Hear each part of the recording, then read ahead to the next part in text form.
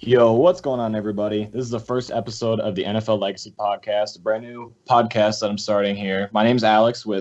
Starting this with Jack and Sam, and this will just be about the NFL as a whole. So we'll be looking at free agents, we'll be looking at trades, releases, and when the draft comes up, we'll be analyzing each team's draft and how they did. So for the first episode, free agency just opened a few weeks ago, so we wanted to hammer on what has happened so far. So let's just start off with some introductions. My name is Alex. I am 19 years old, and I have been a Packer fan my entire life. Jack? Hi, my name is Jack, and I'm not. No, fuck. My name is Jack. I'm not gonna release my age like Alex here, but I'm a Packer fan, of course, big NFL sports fan. I don't even know. I don't know. I go on Twitter a lot, talk about sports. All right, my name's Sam. I worked with Cream City Central for a little bit under the Lambeau Lead podcast, and here I am now. I spend a lot of time on Twitter arguing with people's stupid opinions. So Nice. All right, so the first thing we got today is the franchise tag placements. About a week-ish or so ago, there was a deadline for the franchise tags to be placed in, and the big four that we wanted to talk about is the Jets safety Marcus May first. So how do you guys view Marcus May being franchise tag? Do you think it's a good move, bad move, somewhere in between? What do you think? I'll take this up. I think Marcus May really showed up after the Jamal Adams departure. I think that was more of a deciding factor on why they brought him back. He's kind of the guy that like you can fall back on in coverage and not really have to worry about that area of the field. He can control an entire area of the field, which is what you want your starting safety to do. That's like the goal. But his versatility is what kind of makes him important to that defense. And I think that if they didn't lock him down, I think they're just temporarily franchise tagging him while they work on a longer deal because I think they're going to lock him down permanently. Okay. Yeah, I agree. I think that was a good move for New York to place a franchise tag on Marcus May because they had such a big hole after Jamal Adams was traded to Seattle last year. And they just needed someone back there who can sort of fill his spot because at a certain point, Jamal Adams was considered to be the best safety in the league when he was still with New York. And after he was traded, they had a gaping hole in their secondary that they needed to be sort of filled in. So, yeah, I think they're going to lock him down for a good long-term deal in coming years. I do agree with what Sam said, and I think once Jamal Adams left, I honestly think when Jamal Adams was there, they had two strong safeties, and I think Marcus May really did break out more of a strong safety type of role, and I don't know how you don't lock him down after you franchise tag him, and I mean you're gonna lose a lot of safety, not depth, I guess you can say with Marcus May because he's gonna start, but I think with him, he was a big part of the defense last year, and to bring him back, that's really big. And now you got Ashton Davis as well. Both. I think it's going to be a pretty good safety duo there in New York. All right. I truthfully do feel as well that like Marcus May was the only bright spot of that defense last year. Pierre Desir spent the entire year getting burned on that defense. Their linebackers really didn't play anything. CJ Mosley opted out. Quentin Williams was a bright spot, but I think he was injured for a lot of the season. Marcus May was really the only standout player on that defense last year. And I thought that defense had a lot of potential before the opt-out started to hit, which is what kind of surprised me. Marcus May is just, he's a unit on that defense. And that's like every defense has a leader. Back in the day, you could think of like, it's very uncommon for safeties to be a leader. Back in the day, we had Nick Collins as a leader in Green Bay. Some teams, Jamal Adams is a leader in New York. Like, safety is just a thing in New York that has become a staple for leadership. And I think with the Robert Saleh hire, Marcus May's role is going to increase to a higher level. And I know they just signed LaMarcus Joyner too, so they're going to go together. Yeah. Absolutely. Yeah. And going back with like the whole safety as a leader thing, I think that's not super uncommon because back in the Legion of Boom days in Seattle, you kind of had Earl Thomas and Cam Chancellor locking that down, kind of putting themselves on this pedestal and really leading the defense in Seattle. And then even current day now, like guys like Justin Simmons in Denver or Jesse Bates in Cincinnati, those guys are they play such a big role for the defensive teams that they're on, the defensive units. So Yeah, having I a guy guess like Marcus May, who is such a strong leader for New York, is a good step in the right direction. I guess what I was saying by that is you more commonly think of like a middle linebacker to be the leader of a defense, like Right, like Ray like Lewis that's with or with like a Fred Baltimore. Warner. Like Yeah, Fred Warner is just a phenomenal leader, or a Bobby Wagner now. Like yeah, a lot of you think of middle linebackers to be the leader of like play calling on defense.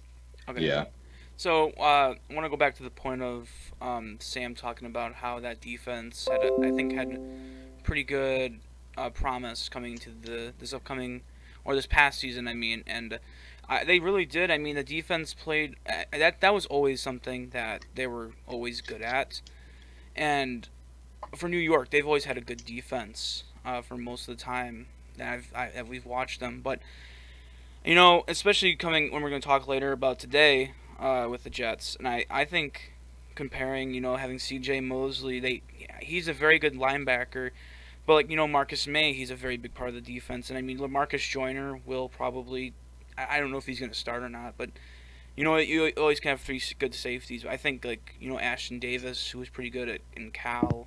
And I mean, they need more corner help, but a lot of like what happened last year, a lot of opt outs, and it was just a bad season for the Jets overall. And I mean, they got pass rush now, and this year it's going to be a very fun, I think, good year for the Jets overall. yeah, Bringing back big parts of the defense, really. yeah. I agree. All right, moving on to another safety across in the NFC side. We have Saints safety Marcus Williams. Marcus Williams again. I think he was, dude. I believe his PFF grade was like. Let me look it up. I believe he had like a like a close to a 90 PFF grade. He was super under the radar, and a lot of people regard him for like missing that tackle in the champion. No, it wasn't championship game. It was the divisional game. The divisional, yeah. Yep. Mm-hmm. A lot of people like ever since then, bro. He's been kind of super disrespected. I lied. He was close to an 80. So, he really doesn't have much help though. Malcolm Jenkins is good, but he's kind of up there in age. I think next year he's going to break out a little bit more. I think he's just approaching his breakout more and more every season. He's been so super consistent and kind of an anchor again, just like Marcus May. Yeah, I agree. And New Orleans for so long has needed a really good defensive unit. They've always had like kind of middle of the road defense. They've never had not anybody, like a whole defensive unit who's like just locked down, not like a Legion of Boom, but like just like a good defense. They never really have had that, at least as far as I've seen. And when they have guys like Cameron Jordan, and who's been there in New Orleans for so long, having Marcus Williams still being there for another year, I think is huge for them. I think it's a good move for them to franchise tag Marcus Williams. All right, so my thoughts on this Marcus Williams thing. If I was the Saints, and I'm going to go a little bit off different from you guys, I think it was probably a dumb decision to do. So what I thought about it was, you already have so much safety depth as it is. And, Marcus Williams, the franchise tag, they didn't really have the money at the time. And so you lost some good parts of that team already. And you were already going to lose it because they have bad cap space, but just having Marcus Williams, what wasn't like 10 million, 13 million, whatever it was for the safety tag. That's, I think, for me. I mean, he's a very good player, and I think they should probably get him locked down. But I think, like, as a first reaction, I don't think that was the best decision to do. I mean, but I would have expected him to get a payday in free agency, but I think that is a big part. But if they like him, I mean, he's a big part of that defense still. But dang, when you don't really have that money for your whole team, and you're gonna have more big parts, I don't know if franchising a safety is that big, in my opinion. Bro, how low below the cap were they? They were at like -60 or -80, weren't they? I think they were like -90 at one point. Like they were really low. They worked it out, but it went up because of the cap, 182.5, whatever it is now. Yeah. But I think it was like -30 at the start of the week or a couple weeks ago. Yeah, they've made massive moves for getting their cap space situation figured out. So, do you think they move C.J. Gardner-Johnson and maybe address safety like in the draft? Uh, I mean, they already tagged Marcus Williams, and they got Malcolm Jenkins, and they got C.J. Gardner-Johnson. I don't know. think they're gonna look to replace Malcolm. I could see it. I just don't know who could be like, oh, he's that big replacement. But you know what I could see, and I think because Gardner-Johnson could be a corner in the NFL. I think you put him at corner, and you don't have to worry about at least corner in the draft as much because they are in a very bad situation for corner. I mean, they got Marshawn Lattimore, but I don't know who, like, anyone else really is just bad. I mean, they got rid of Janoris Jenkins, which we'll talk about later, I probably assume. But, you move C.J. Gardner-Johnson to corner, and you don't have to worry about corner that much in the draft. They could, I think, a sleeper pick, to be honest with you, for New Orleans is Trevor Moorhang from TCU. That's what I was thinking too. I think that would be a very good fit. Whatever they do, it's gonna be big because that team is so gutted from everything. From like they need another wide receiver, they need a linebacker, they need corner, they need safety, they need another pass rusher now. Probably more interior. They need. And also, you don't know what's going to happen to the quarterback position, and then tight end. They have a lot of issues, and I don't know. If you're going to try to limit down what you need, I think the first thing you do with C.J. Gardner-Johnson, you move in the corner, and then you address something else. Okay, so if New Orleans didn't place a franchise tag on Marcus Williams, do you think they use it at all, or do you think they hold on to it? Yeah, they would have used it.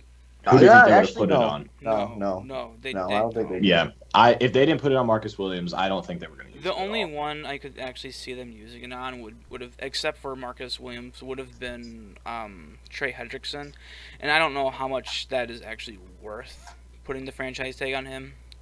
Yeah, Dude, we'll talk about that later. We'll get on that topic later because I know it's a big contract we got to talk about. Yeah, who's the next tag, Alex? Washington guard Brandon Sheriff. Great move. Brandon Sheriff has been arguably one of the best and most consistent guards over the past couple of years. I don't know why you don't pay that guy. And I know Washington had a lot of money to play with this offseason, which is why they kind of like didn't want to work on a lot of extensions until they knew kind of what they had. I think it was a great move on their part. I think it was a smart move, and I think that allowing Brandon Sheriff to be there kind of gives them that little bit. Like, I know they brought in Ryan Fitzpatrick, but I still think they're going to address quarterback. I think they're either going to trade up or do something to get into those first couple quarterbacks. I do feel that Brandon Sheriff being there kind of gives them that flexibility of maybe addressing guard later on in the draft. So I think that was a very good move on their part. You think Washington's still going to address quarterback? 100%. You can't bring in Ryan Fitzpatrick, a guy that, he's what, 39, 40?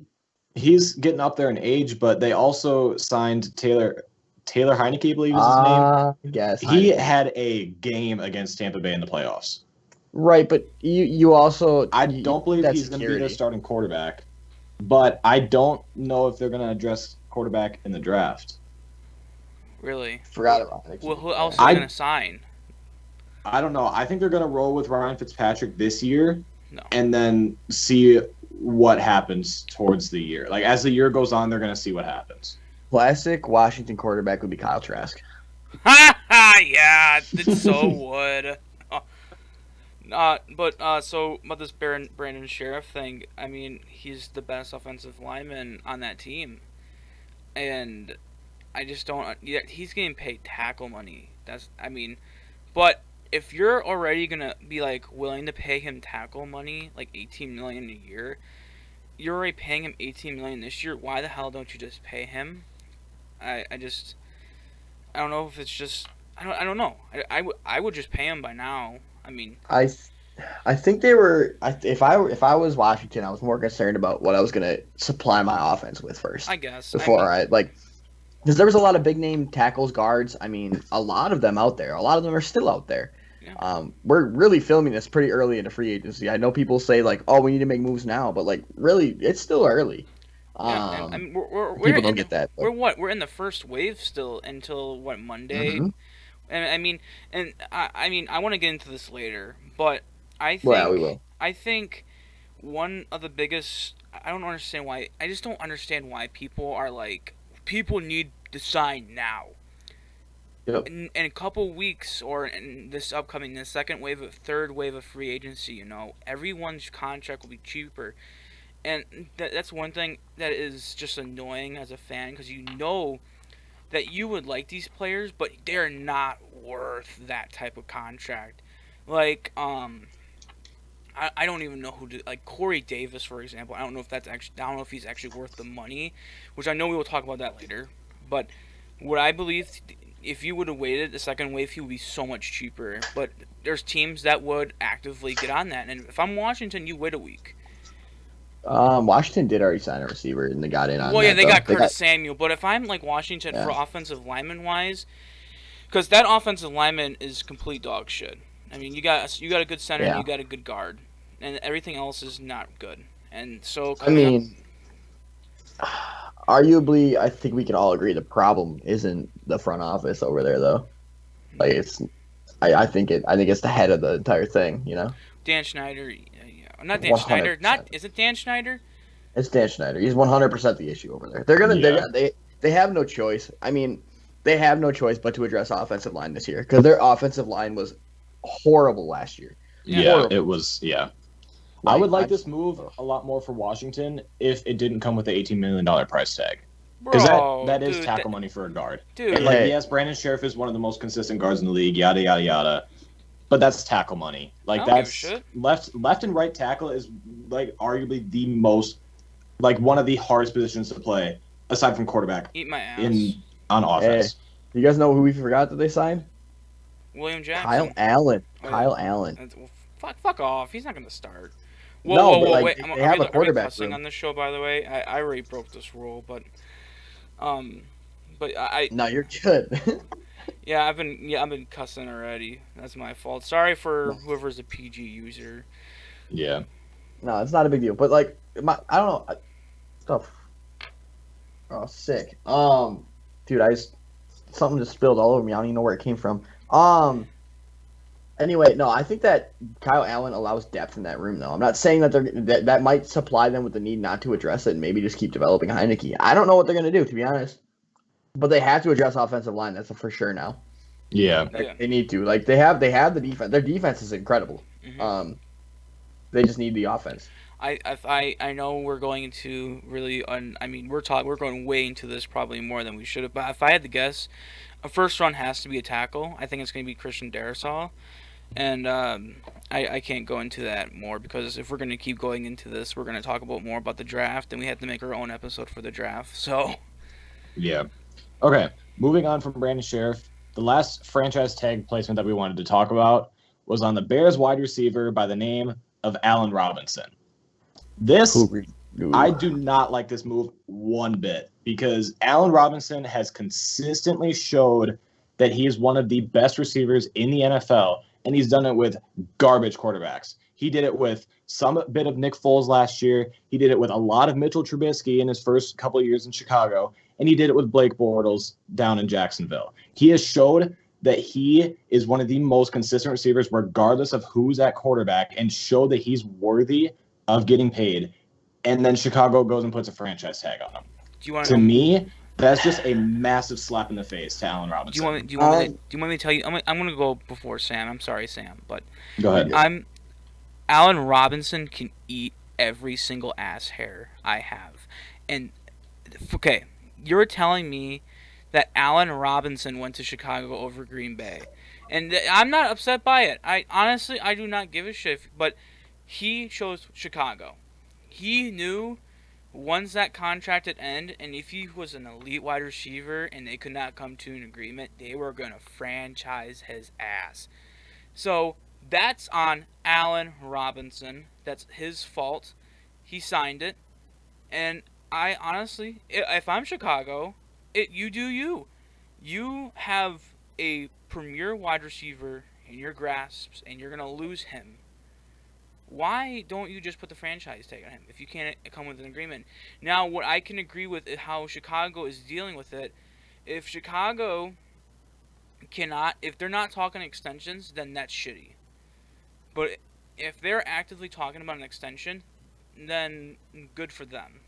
But I honestly think this is more of an Allen Robinson and what he chose instead of, oh, fuck Chicago, because Chicago is doing what they should have done. Okay, so I'm gonna jump out here then. I hate the fact that Chicago will not let him walk. I hate it more than anything due to the fact of I understand Green Bay offered him a contract. It was between Chicago and Green Bay, but like, dude, he literally has expressed at least 9 or 10 times that he would get top money from 31 other teams. And he's not wrong. Every other team would be lucky to pay him because he's a consistent receiver, as you said. He's very good with whatever quarterback he gets, and that's something you can't find in a lot of receivers nowadays.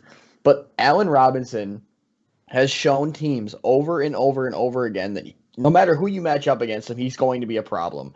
Unless their name is Jair Alexander. But he literally has came out and proven to multiple people that I don't want to be here.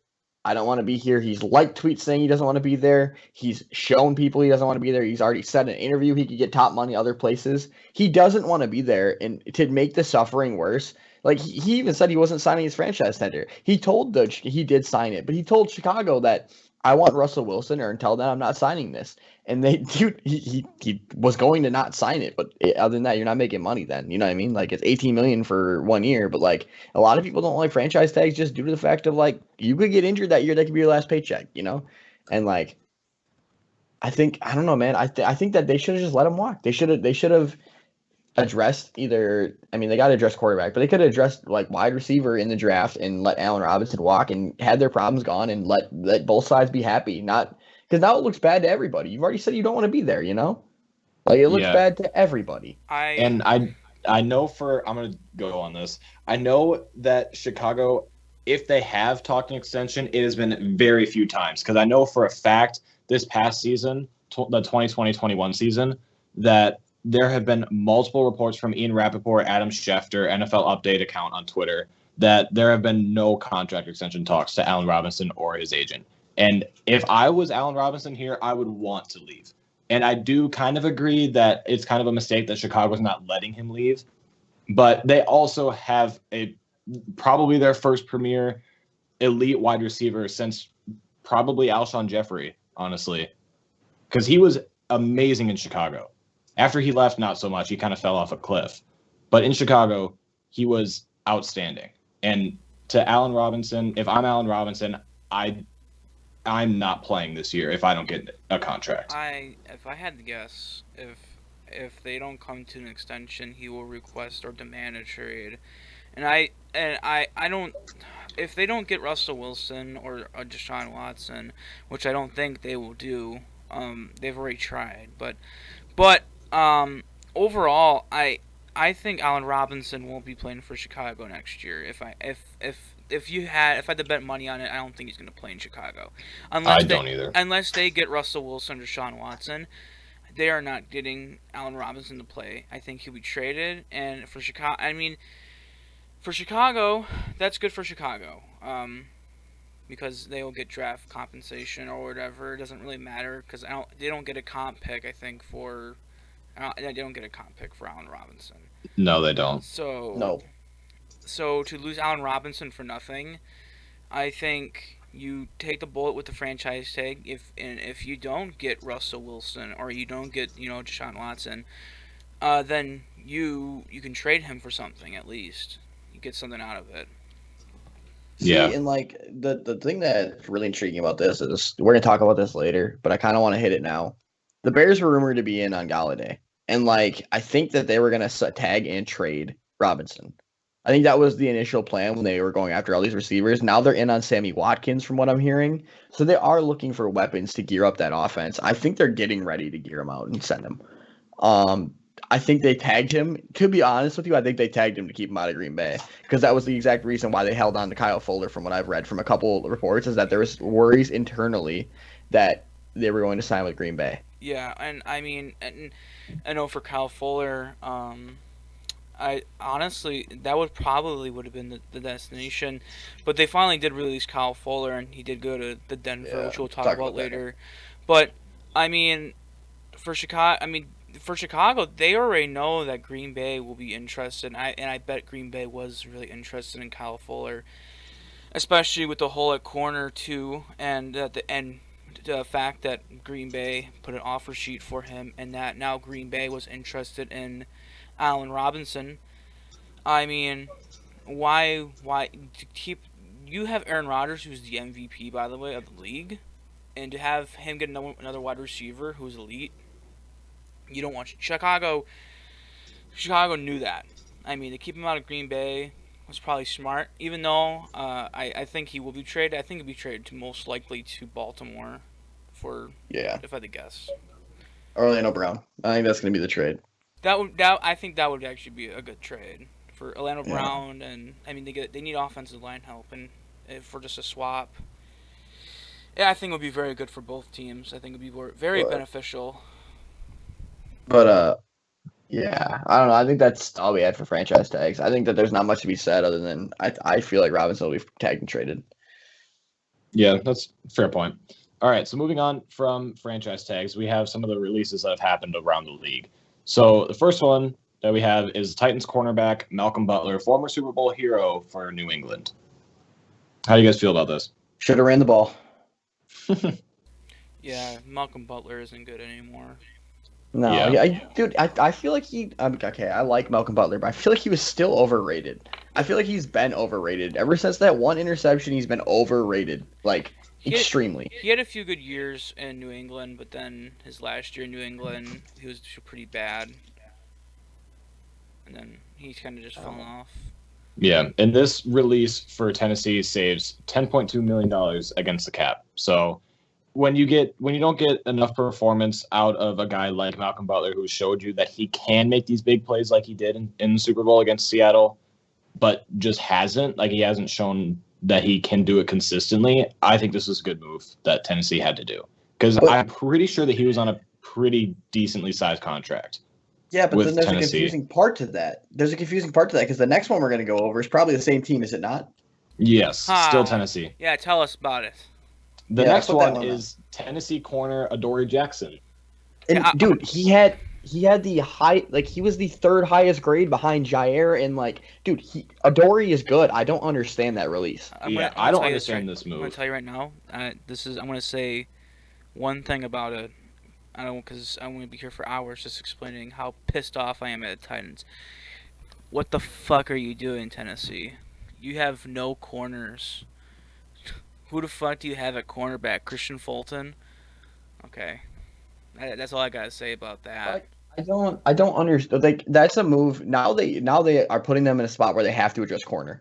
Like, okay, he wasn't as good as I thought he was last year. I know he was good in the slot or something like that. But dude, from where I'm looking at, like, he's still young. He's still up and coming. He's what, 23, 24? Like, he's still a young corner. Like, I don't know why you didn't trade him. If you're gonna, I don't know why why didn't you unload him, or like maybe they tried and they just couldn't get it. But like, dude, he's been pretty solid consistently. Like, yeah, last year he had a down year. I just don't get why you unload him now. I know the Titans have had bad luck drafting. Prime example is Isaiah Wilson. But they just, I don't know, man. I don't know what they're gonna do at corner, because like it feels like they just don't hit in the draft. They don't. No. Well, for the corner market right now, there are guys like Richard Sherman, Casey Hayward, Desmond Trufant, AJ Bouye. Trufant signed with the Bears last night. He did. I missed that. Or there's J.C. Jackson, even though he's a restricted free agent. Yeah, they could. There's all these veteran corners around the league that Tennessee can target. What the fuck? Why the fuck would you go for a veteran corner if you're Tennessee when you could have had Adoree Jackson? What the fuck is wrong with you? See, this is the thing for me. So if you're Tennessee, what is the benefit of releasing Adoree Jackson? I know he's in the last year of his deal, and you didn't accept the 5th-year option. Okay, so first thing, he's a young ass corner, and that's one of the biggest his values, and he's constantly good. I mean, last year he didn't have an amazing year because he was hurt from multiple times, and then now I don't know. The one thing that's really annoying is that why didn't they trade him? And now you go into the cornerback market. Okay, who's really gonna replace Adoree Jackson? Because Richard Sherman is not as good as he was once before.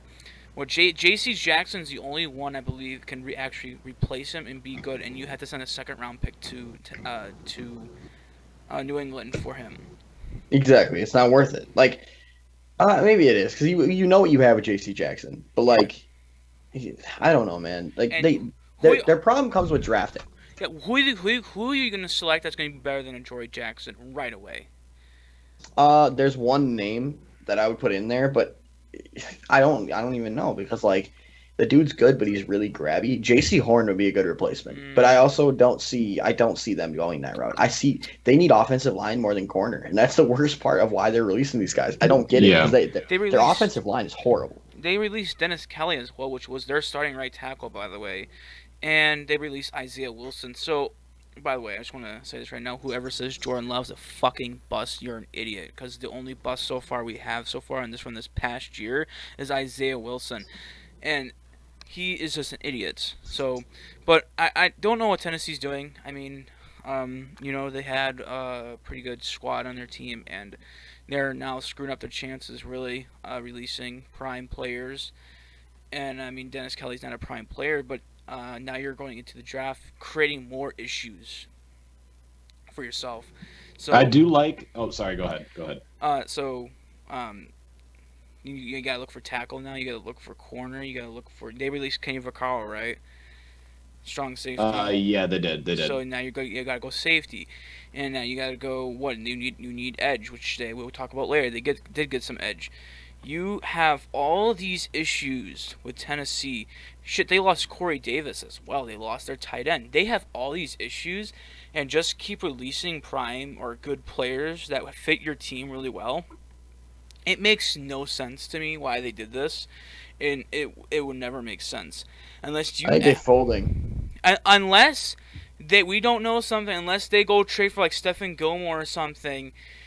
I think this is an idiot move. I do like the release of Malcolm Butler because I think that just the performance he was putting up and the money he would save for cutting him, I do like that move of Malcolm Butler being cut. I just don't like Adoree Jackson because he's 24, 25 years. I'm pretty sure he's 25 years old, and it just doesn't make sense in my head at all. Okay, so moving on go ahead. Like, they also released Kenny Vaccaro.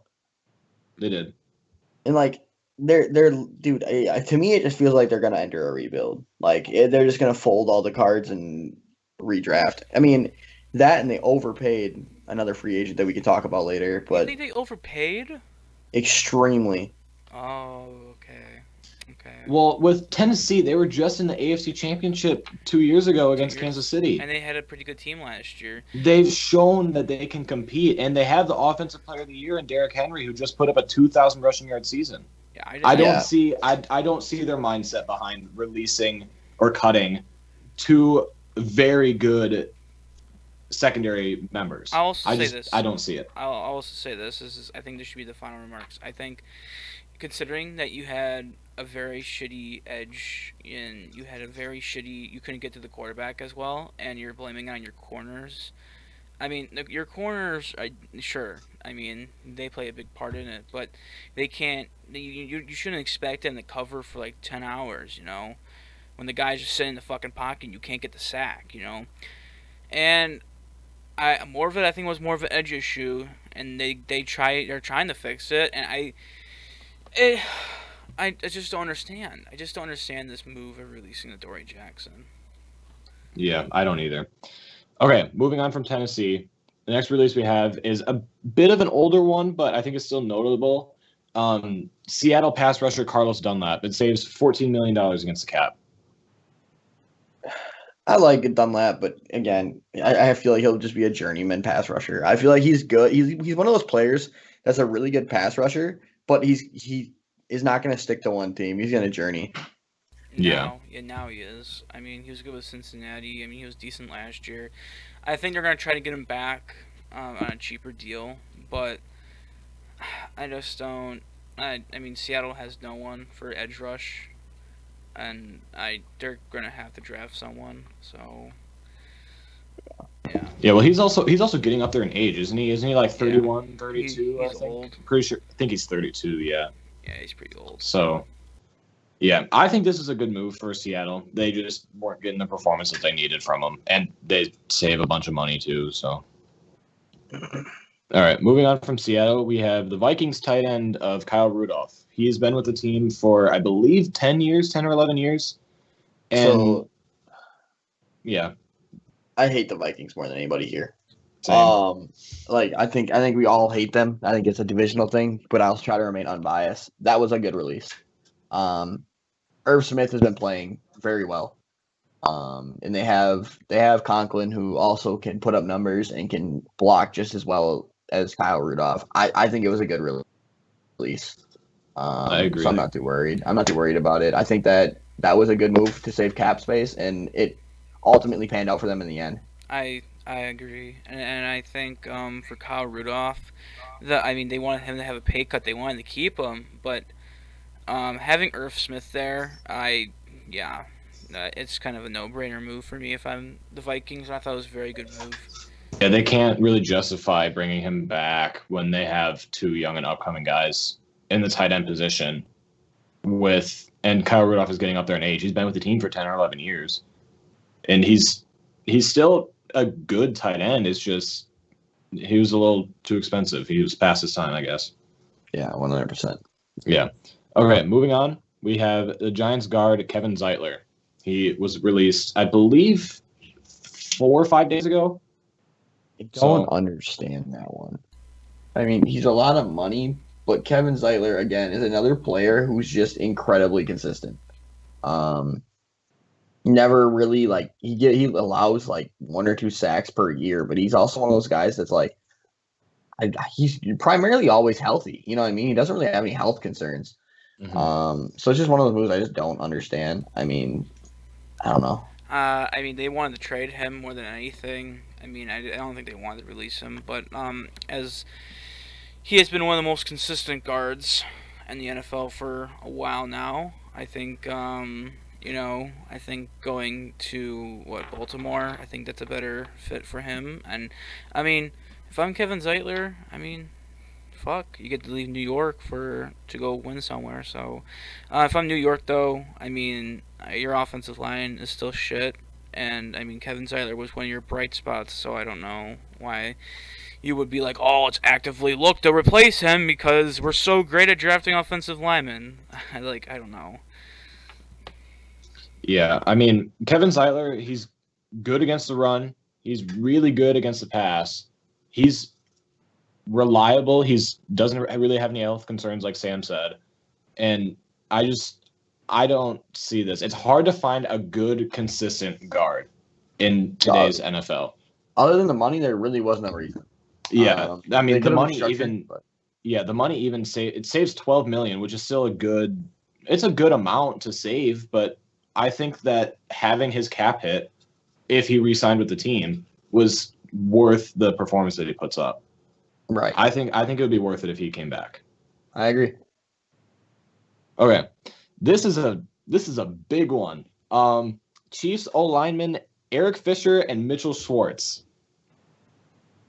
Doesn't make sense to me. I know Schwartz is contemplating retirement due to injury, I believe I read. I don't know Eric Fisher, why he was released. That doesn't make sense to me. I know we'll get into why they did it. I don't agree with who they signed to replace them at all.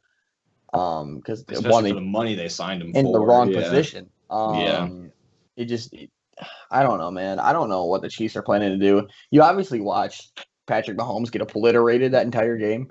He got lit up like a Christmas tree. So they're probably going to address the line 3 or 4 times this draft and just try to develop guys because Mahomes needs protection. It's 100%.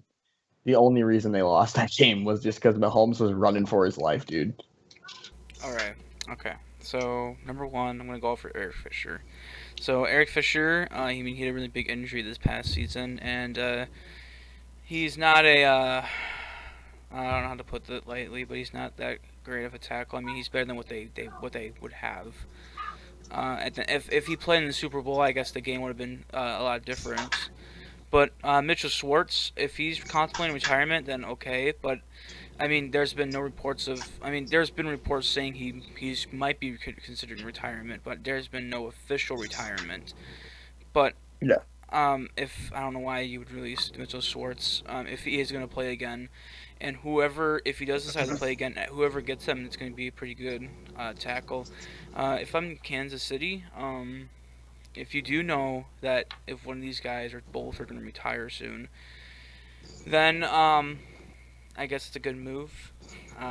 But if Mitchell Schwartz is going to play again and Eric Fisher, I just don't understand the moves because you can watch the Super Bowl, and the only issue, I mean, there was the drops, but more of it was Patrick Mahomes running for his fucking life the whole game against Shaquille Barrett, Jason Pierre-Paul, and it really does. It's more of a kind of a weight type of thing for me. I'm not really like Mr. Schwartz. If he plays again, I think that's a stupid move.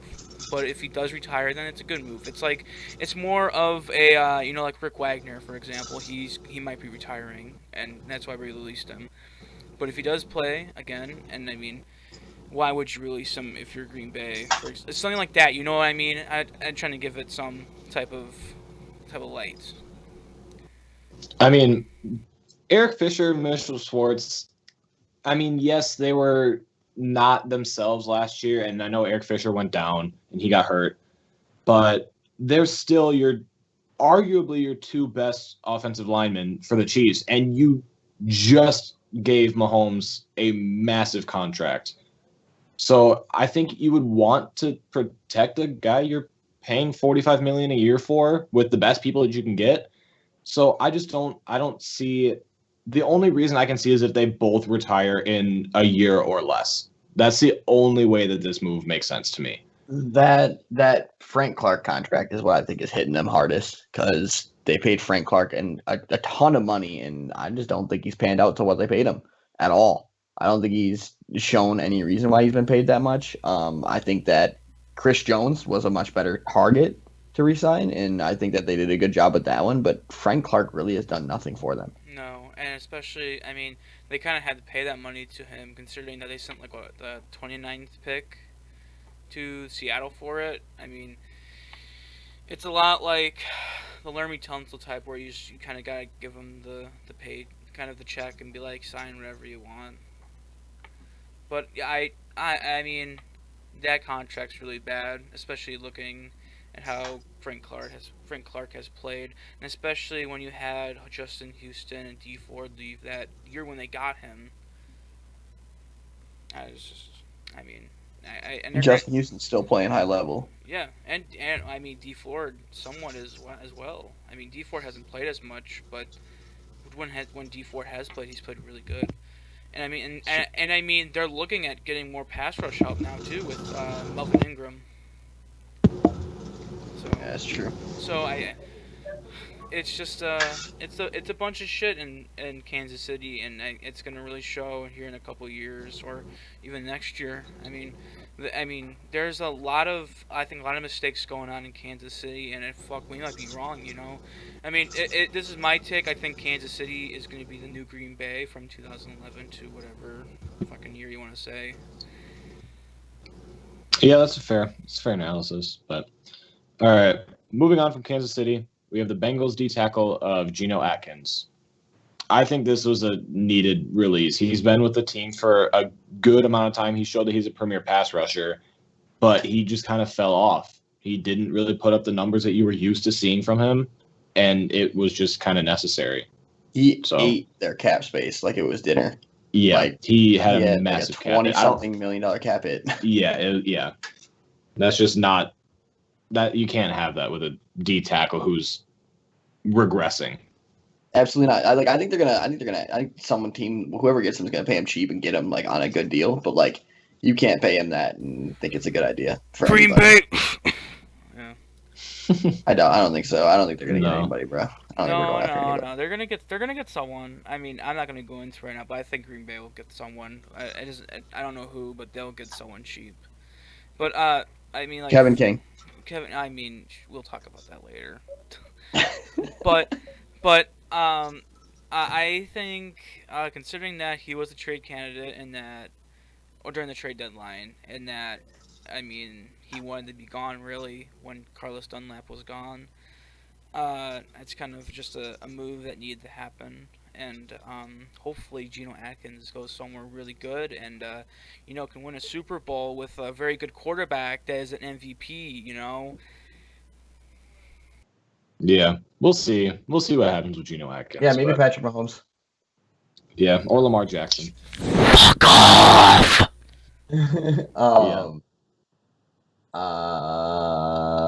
Okay, next one. I forgot what I was going to say. So after the releases, those are all the ones that we were going to hit on.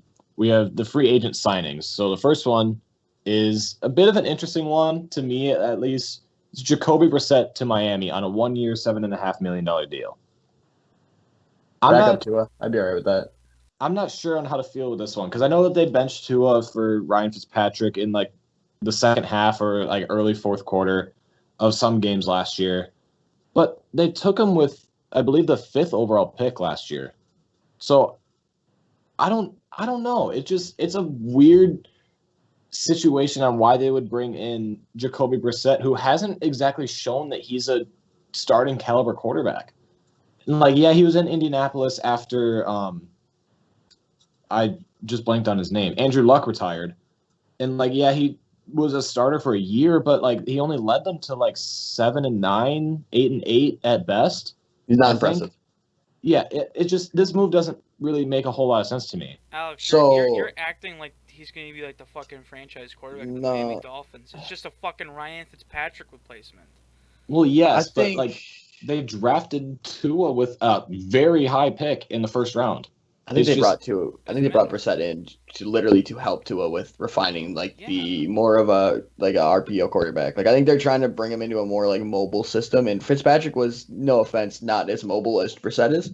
Because of his age. I hope so. I hope so. I like Tua a lot. I don't know. I don't see a scenario unless he's a mentor to Tua that this move makes sense. I don't see any scenario besides him being a mentor making sense to me. Yeah, I mean, I don't know, man. I think it's a good move at the end of the day. I think it's a move that it's helped to refine. Yeah, it's helped to refine a young quarterback. I'd be all right with that. Yeah, he's not gonna he's just gonna be the Ryan Fitzpatrick replacement. It's nothing like he's not gonna be like a franchise quarterback.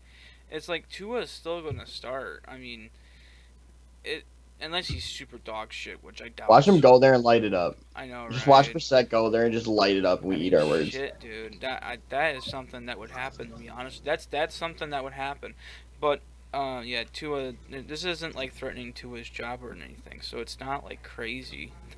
Well, dude, if you're Tua though, how do you sit knowing that like your franchise literally has like kind of under the table tried to trade you already? Yeah, I don't know. I think that it's just not a good move for Tua's confidence, I guess. Tell fucking Tua to get his shit over with. Fuck, I don't like honestly. If you have the fucking chance to go get Deshaun Watson, fuck man, you might as well, dude. You don't know what you're getting. You don't fully know what you're getting with Tua yet, but you fully know what you're getting with Deshaun Watson. So, fuck, Tua eat my ass. If I'm the Dolphins, fuck. Hey, I'm just saying. If I'm Miami, you do 100% of the fucking time if you can get Deshaun Watson.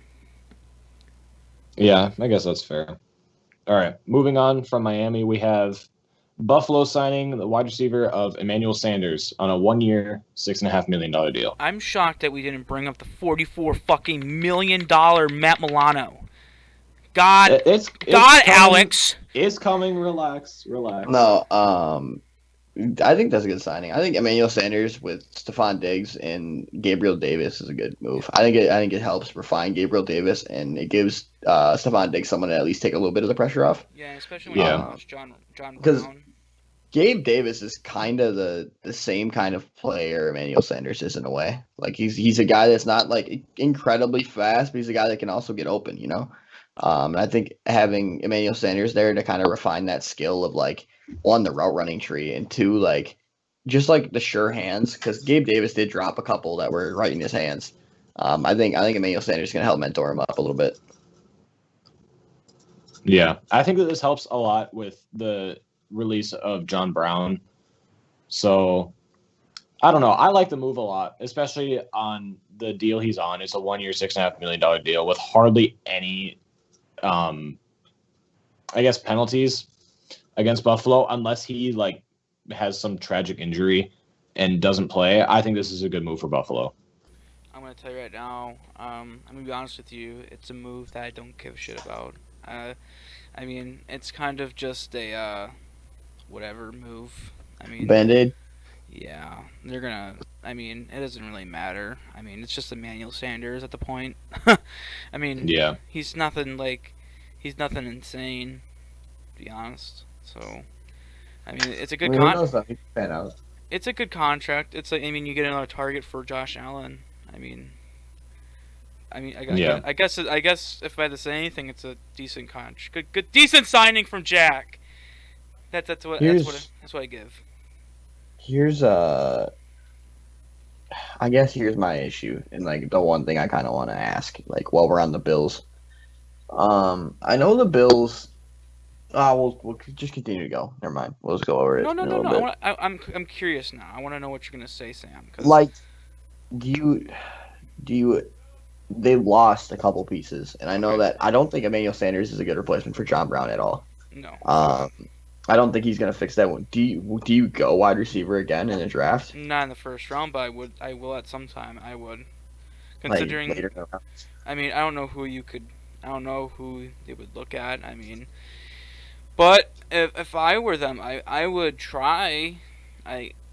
Especially how good the draft. I think this wide receiver draft class is better than last year, and you go into it. I mean, you don't have to spend a first round for a wide receiver this year.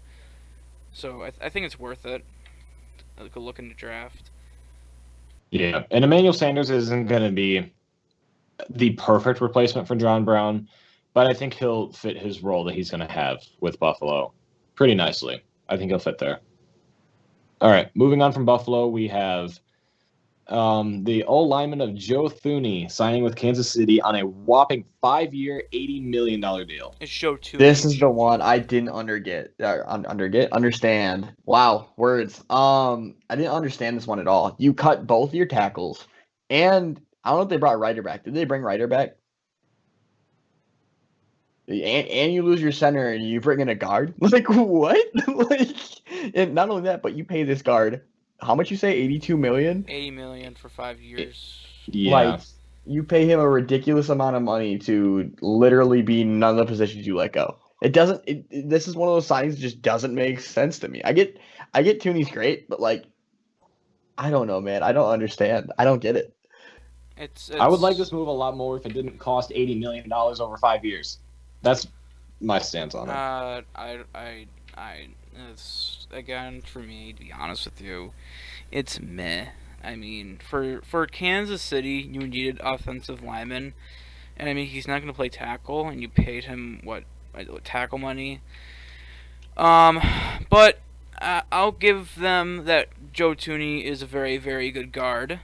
But I don't understand why you just don't try to pay Trent Williams first and try to get him, and then you go mess around with Joe Tooney. But that's just me. I'm no fucking GM. I'm not whoever their GM is now.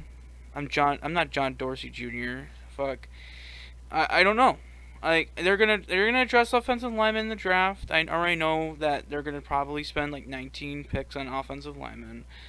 And Joe Tooney, he's a good guard. I want to pay him 80 million, but it's whatever. Yeah, if they didn't release Eric Fisher and Mitchell Schwartz, it would be a lot better of a signing. And I don't know if they released Eric Fisher and Mitchell Schwartz to make room for Joe Thuney, but I don't know.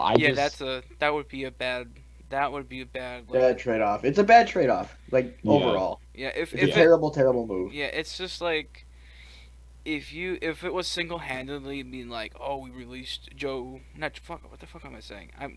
So if you release like Eric Fisher and Mitchell Schwartz just for Joe Tooney, then that is terrible GMing, and That's that's just we bad. could go and say it'd be like if the Packers released both Billy Turner and Bakhtiari, let Corey Linsley walk at the same exact time, and then brought in like David oh we brought Andrews. in David Andrews at center, like great, but like now we're missing our right tackle, Yeah, like like I just don't it's a bad trade off. talking about. I just don't understand sometimes what the Kansas City Chiefs are doing. So, I mean, I'm not shocked by anything anymore. What Kansas City's trying to do, they're trying to get everyone. So, it's Yeah, they're everywhere. yeah. We'll see what happens in Kansas City. Next up, we have John Johnson signing with the Cleveland Browns on a 3-year, $33 million deal. This Nuts, is, in my nuts. opinion, the most underrated deal in free agency. This I is the agree. most underrated. John Johnson has been the definition of consistent. He is an anchor on the defense. He is a leader on the defense, and he's a good locker room person. You can't just find that every day. And he didn't cost him a lot of money. I mean, yeah, it's a lot of money for a safety, but he didn't cost him a lot of money overall. I think they did a great job of talking about that contract with him, and I think he was in a position to go to a team where they just want to win, and they were close last year. They were winning last year. Um, I think he's in a very competitive spot now, and I think he has a very big potential to bring them to that next level at that safety position. Granted, I don't know who's next to him anymore. Delpit. Who's is it? Oh, it is Grant Delpit. Delpit didn't play last year though, did he? No, he got hurt. Yeah, I think he tore Yeah. his ACL or whatever. Yeah, I think so they could have a good team. I don't know. I was fully anticipating him going to the Chargers and being with Derwin James. Like I think everybody thought that was going to be the move throughout the entire season was that he was locked in with the Chargers and all of a sudden boom, like this broke and I was I like, "Oh, wow." Brandon Staley. I'm honestly shocked that he didn't go to the Los Angeles. The signing's great for Cleveland. I think it's really good for John Johnson. The contract's great for Cleveland, and I mean you're gonna have one of the best safety duos in my opinion with Grant Delpit and him. That defense in Cleveland is gonna be a one to watch. It's gonna be fun, especially if they get another cornerback. It's gonna be fun as I hell. don't think they're going to draft corner. I think they're going to address middle linebacker and that's the scariest part because if they have a dominant like middle linebacker If they like a get Zayvon Collins yeah, dude, like Xavier it's Collins. over. Oh yeah, I mean they might trade up if Micah Parsons if the fall is real. Shit. They could be a very scary team in AFC. Yep, I agree. Yeah, that's John Johnson, scary. he's one of those safeties that is always doing his job. He's a very reliable safety, but he goes under the radar. Nobody talks about him. He had very good years in Los Angeles with the Rams, and it's a really good signing for Cleveland. He has said in interviews that he is extremely happy to get started with Cleveland because they're a winning team. They've shown that they can win on offense with Baker Mayfield, Odell, Jarvis Landry, and on defense with pass rusher of Myles Garrett and their secondary unit with Delpit and Denzel Ward, and then you go in and add John Johnson. So this is a really good move for Cleveland. Not only that, I want to put this in there too. The name that comes to mind when you say underrated and like consistently doing their job, John Johnson is literally the exact like not the exact type of player, but the exact type of like mentality and position as Harrison Smith, and that's exactly what I compare him to. Someone that like flies on the radar, but is always where they need to be, and has been the definition of consistent. Like the definition of consistent in the secondary. There is not a better person on this free agency list that they could have gotten at this position, and the dude is just an absolute animal. He's gonna eat up there. I agree. That's a good signing for Cleveland. Next one we have is a bit of a personal one. This one hurts a little bit. Corey Linsley to the Chargers on a 5-year, $62.5 million deal to become the highest paid center in the league. It hurts, but I saw it coming. Does that make sense? Yeah. It hurts because I mean Corey's such a community guy. He's a stand-up guy. He's a guy I've met once. Super super nice guy, and his wife is very nice as well. They're very nice people, but at the end of the day, unfortunately, the NFL is a business, and when you can't afford certain people have to go. He's a guy I wish we would have kept. I wish he would have played a little bit of a less good season last year, so we went a little bit cheaper. But he's making a lot of money for a center, and I think it was time to let him walk. I wish him the best in Los Angeles. They have a good team over there now. It is a solid team. But him and Justin Herbert are going to get along just fine. He's a good player. Jack, do you have anything to say? Well, I mean, it's sad. And, well, I agree with everything that Sam has to say. So, I mean, there's nothing really else I can, like, bring to the conversation for this, except for I'm happy to see that Corey Linsley is now the highest paid center in the league. So, congratulations, Corey Linsley. I agree. He showed that he was the best center in the league. There's no real argument to it. He showed that he was the best center in the league last year. I'm happy for him. Hope he has a great year in Los Angeles and protect Justin Herbert at all costs because I love Justin Herbert. Love me, Herbo. Next one is Yannick Ngakoue to the Las Vegas Raiders on a 2-year, $26 million deal. Definitely incredible. A guy who was very regarded as like the best one in the league, like one of the best pass rushers in the league a couple years ago. Granted, I kind of credit a lot of his success to the people they had on the other side. I don't know. I think he's a very, very, very good. He's a very good player, and he's a very, very, very good young athletic star. His ceiling is very high. With the right pieces, he's going to succeed. I don't know if Oakland has that, or sorry, Las Vegas has that. I don't think they do. I think Clelin Ferrell is the closest thing to a bust we've seen in a long time. And I think that Max Crosby being on the other side is going to help him a little bit, but other than that, they don't really have anything else to help him, and their secondary is not any better. So I don't see it as like a needle-moving signing. Yeah, I like the move for Las Vegas because you bring him in on a fairly cheap deal for a player of his caliber. And, I mean, he was with Jacksonville for a few years. I believe he was there for 3 years. And then that was like the scary Jacksonville defense with Jalen Ramsey, AJ Bouye, Yannick Ngakoue, Calais Campbell, like just all these high caliber defensive players everywhere. And I do agree with what you said, how like some of his stats, I guess, kind of came from who else was across from him on the defensive front. So, and did he get traded to Minnesota at the start of last year? Was he traded or did he sign there? Yeah, he got traded there. He got traded. Okay. Yeah, so he got traded to Minnesota. He was there for like 4 5 games maybe, and then he went to Baltimore and with Calais Campbell again. So I don't know. This is a good move for Las Vegas, and I just want to see how it pans out. Ngakoue is a good player. Well, for me, I mean, I thought it was a good signing compared. I mean, they needed some more edge rush, and having Gus Bradley, who was the head coach of the Jacksonville Jaguars when I think Yannick Ngakoue was a rookie, I think it's gonna be pretty good for Oakland. And I mean, comparing and for the contract they got him, I think it was a pretty good price for what they got him as. And I think he's gonna ball out there in Las Vegas. I agree. Next one we have is wide receiver Corey Davis to the New York Jets on a 3-year, $37.5 million deal. All right. So I know you don't have this written down. Do you have Keelan Cole in there too? I do not. Okay. So then I'm going to bring it up. New York Jets now have surrounded Sam Darnold with weapons. This shows me that either A, they're gearing up to draft Zach Wilson, or B, they're gearing up to get Penei Sewell in the draft. Either one of those is going to tip which way the draft goes. But if they get Penei Sewell, Sam Darnold has no reason to be bad. Like, none. Denzel Mims is a great wide receiver who is up and coming. He will be good. He was one of my favorite prospects in the draft last year. He's a guy that's young. He was hurt last year. When he came in, he was productive. He's a guy that's going to be there when you need him. They get Keelan Cole, who was a excellent slot receiver in Jacksonville. No quarterback, really. Gardner Minshew was okay, but he's not, again, a guy that's going to catch you in the slot going, 50 yards downfield in a deep drive. Gardner cannot throw that.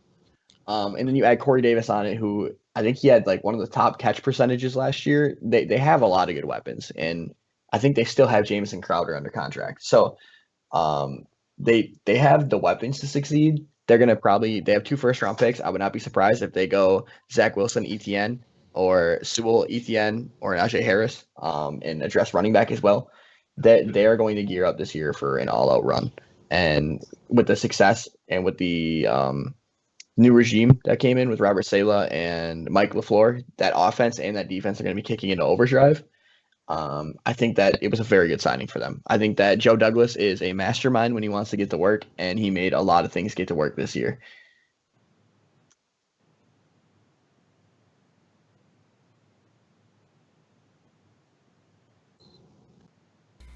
For the draft, I think if they go Penny Sewell, I think that's a fantastic pick, but it's definitely going to change how the draft is going to be seen. But I love the Corey Davis signing. I mean, I think you could have gone for cheaper, but him, Mims, and Crowder, that's a very, very good trio right there. And they're helping. It's a great. I think everything is just getting. It's on the rise for New York. It's going to be very good for New York. I agree. This is a good signing. I thought they were going to land Galladay at the beginning of free agency, though. They were my pick to land Kenny Galladay.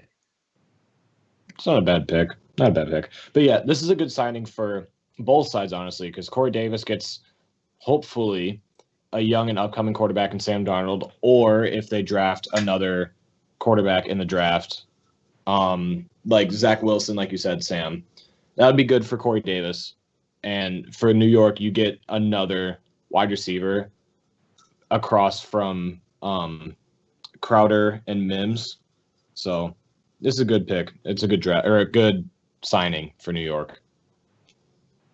Next one is linebacker Bud Dupree signing with the Tennessee Titans on a 5-year, $82.5 million deal. I hate this signing. I hate it with a passion because I feel like Bud Dupree is overpaid. I will be the first to say it. I love the guy as a player. I think that was an overpaid contract. I think with the people they have in Pittsburgh, it was very hard for him not to succeed. Very hard. TJ Watt, Cameron Hayward, they had a bunch of people in that D line that started showing up towards the end. They had Devin Bush. Like they have a good team on defense entirely. I don't see how he warranted this much money. It's my personal opinion. I'm not hating on the guy. I just think it's a lot of money for what he's worth. I agree. And especially because he's coming off of a torn ACL. I don't see why you would pay a guy coming off of one of the most tragic injuries, why you would pay him $82.5 million deal. I love the fit though. I think the fit's amazing there in Tennessee, but I can agree with everything else. I mean, we'll have to see. I think more of it's just a weight type of thing. I mean, he could be like, who knows? Like he could be amazing, but he could also be very bad. But I do like the fit there though. I really like the fit. So for me, it's more of a just wait and we'll see. But overall, if I had to say one thing, I really like the fit there in Tennessee. Yeah, that's fair. I just don't like the cost that it came at. That's my only thing, especially because he's coming off of a torn ACL.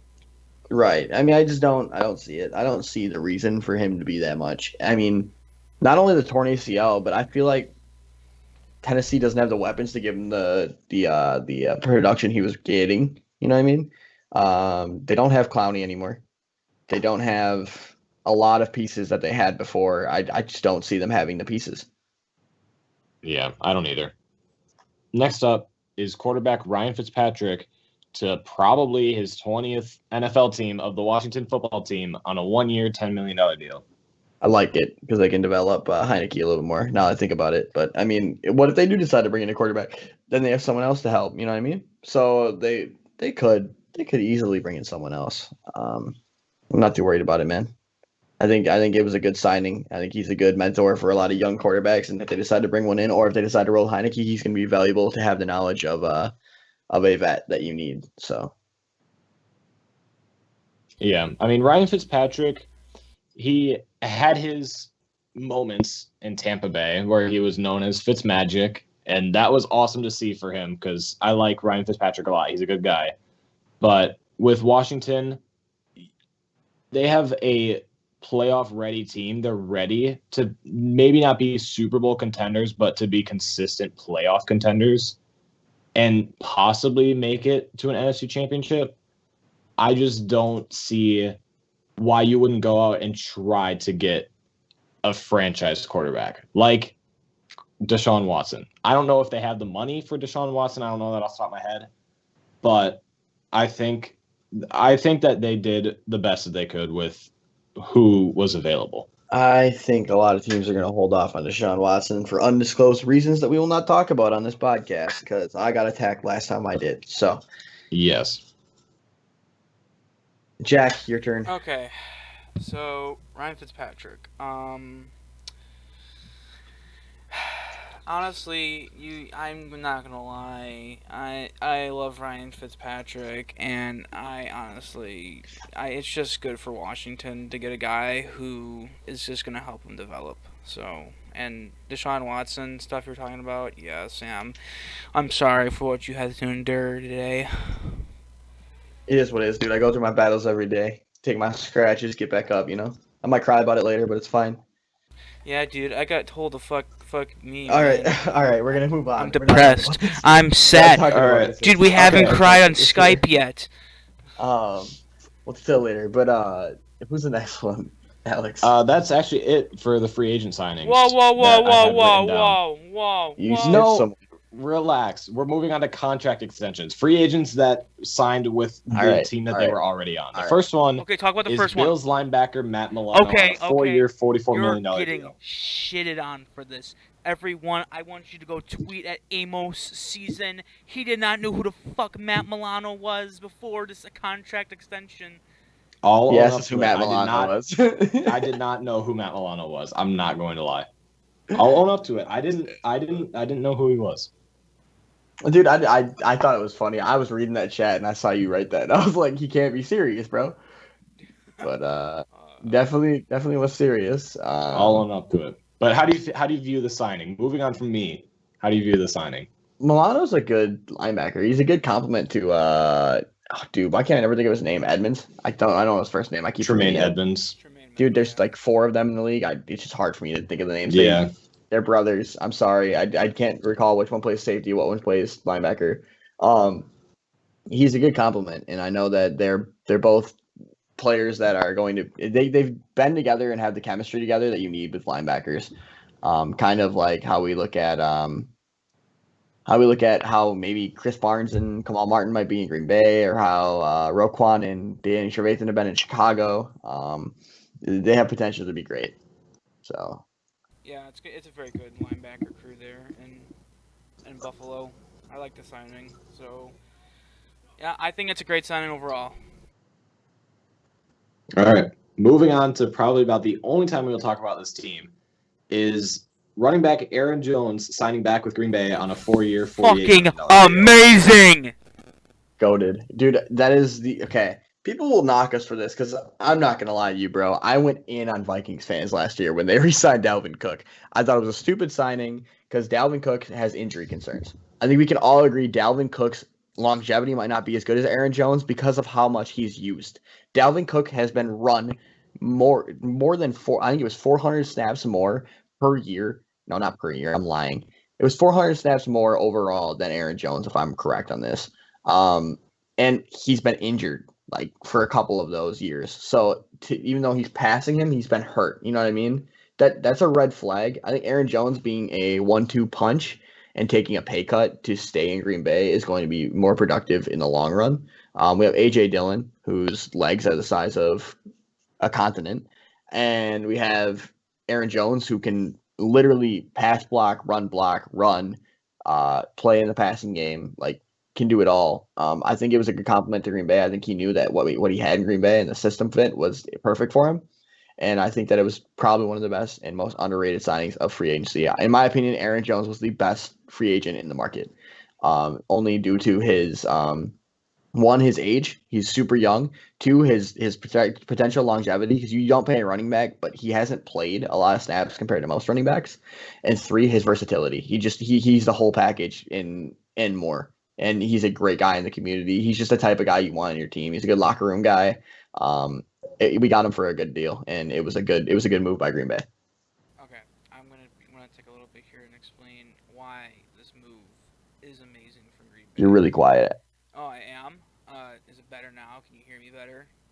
Yeah, a little bit. Okay, Yeah, you're good. okay. So I'm gonna explain why I love this move. And so first of all, the contract is great for Green Bay. He has what like a 10, isn't it like 5 million this year cap hit, and next year's 5 million. That's Yes. that's amazing for Green Bay. Considering that he could have gotten $15 million in the open market a year. Oh, yeah, absolutely. He could have easily gone to Miami. Yeah. Miami has tons of money. So everyone shitting on us for paying this guy, you can y'all eat ass, because he's more than just a running back. He does more than what a running back is asked to do. Like, he runs the ball amazing, he catches the ball amazing, and he's great at pass protection. And the compliment with him and AJ Dillon, excuse me, it's just the compliment between them two is amazing, and considering that Aaron Jones took that big of a pay cut, and that he, why would Aaron Jones want to leave Green Bay? First of all, why would he want to go to New York when the offensive line is not as good as Green Bay? Same thing with Miami. Why? He's played with Aaron Rodgers, the best quarterback in the league. He plays with Devontae Adams, the best wide receiver in the league. Just the best offense in football, and Green Bay brought him back. I People seem to forget this. And to talk about Dalvin Cook, by the way, Dalvin Cook has had major injuries in the past. Aaron Jones hasn't. Aaron Jones was out like what, a combined 2-3 games in his whole career. Yeah.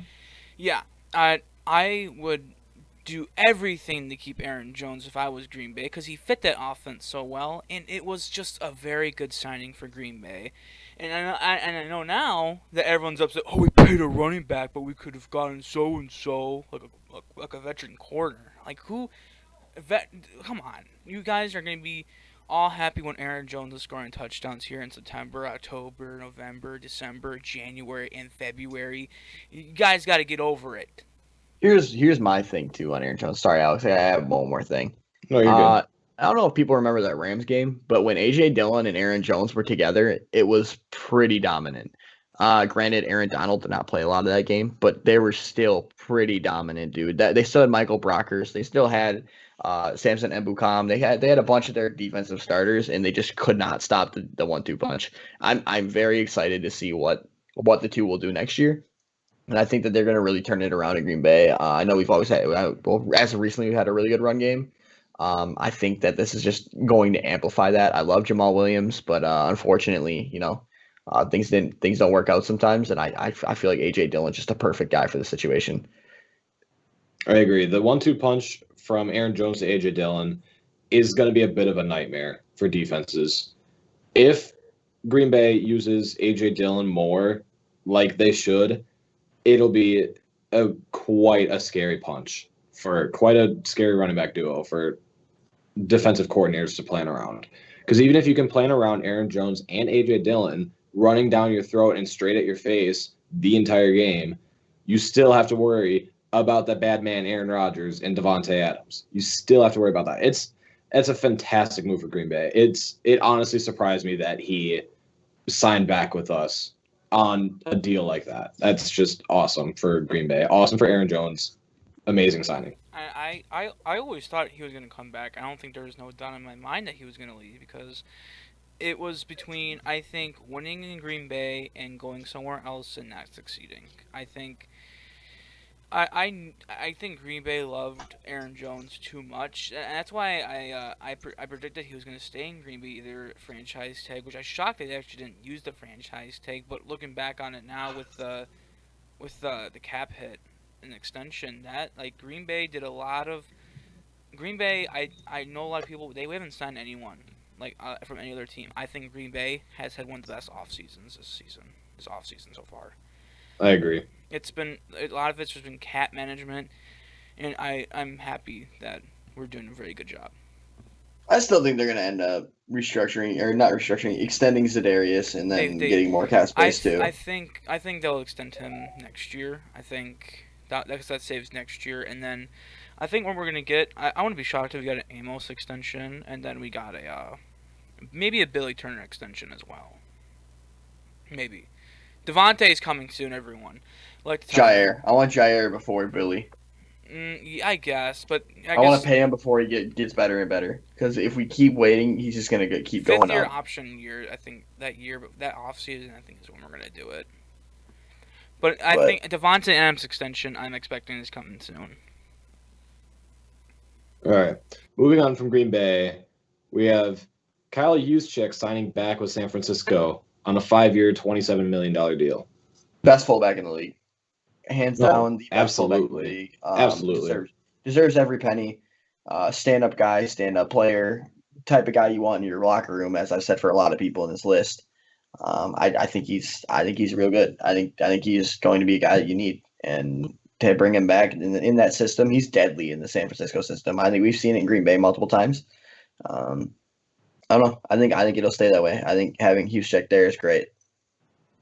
Yeah, he's such a huge part of San Francisco's offense, and the fact they were able to bring him back on a deal like they did is really good for them. They were riddled with injuries this past season.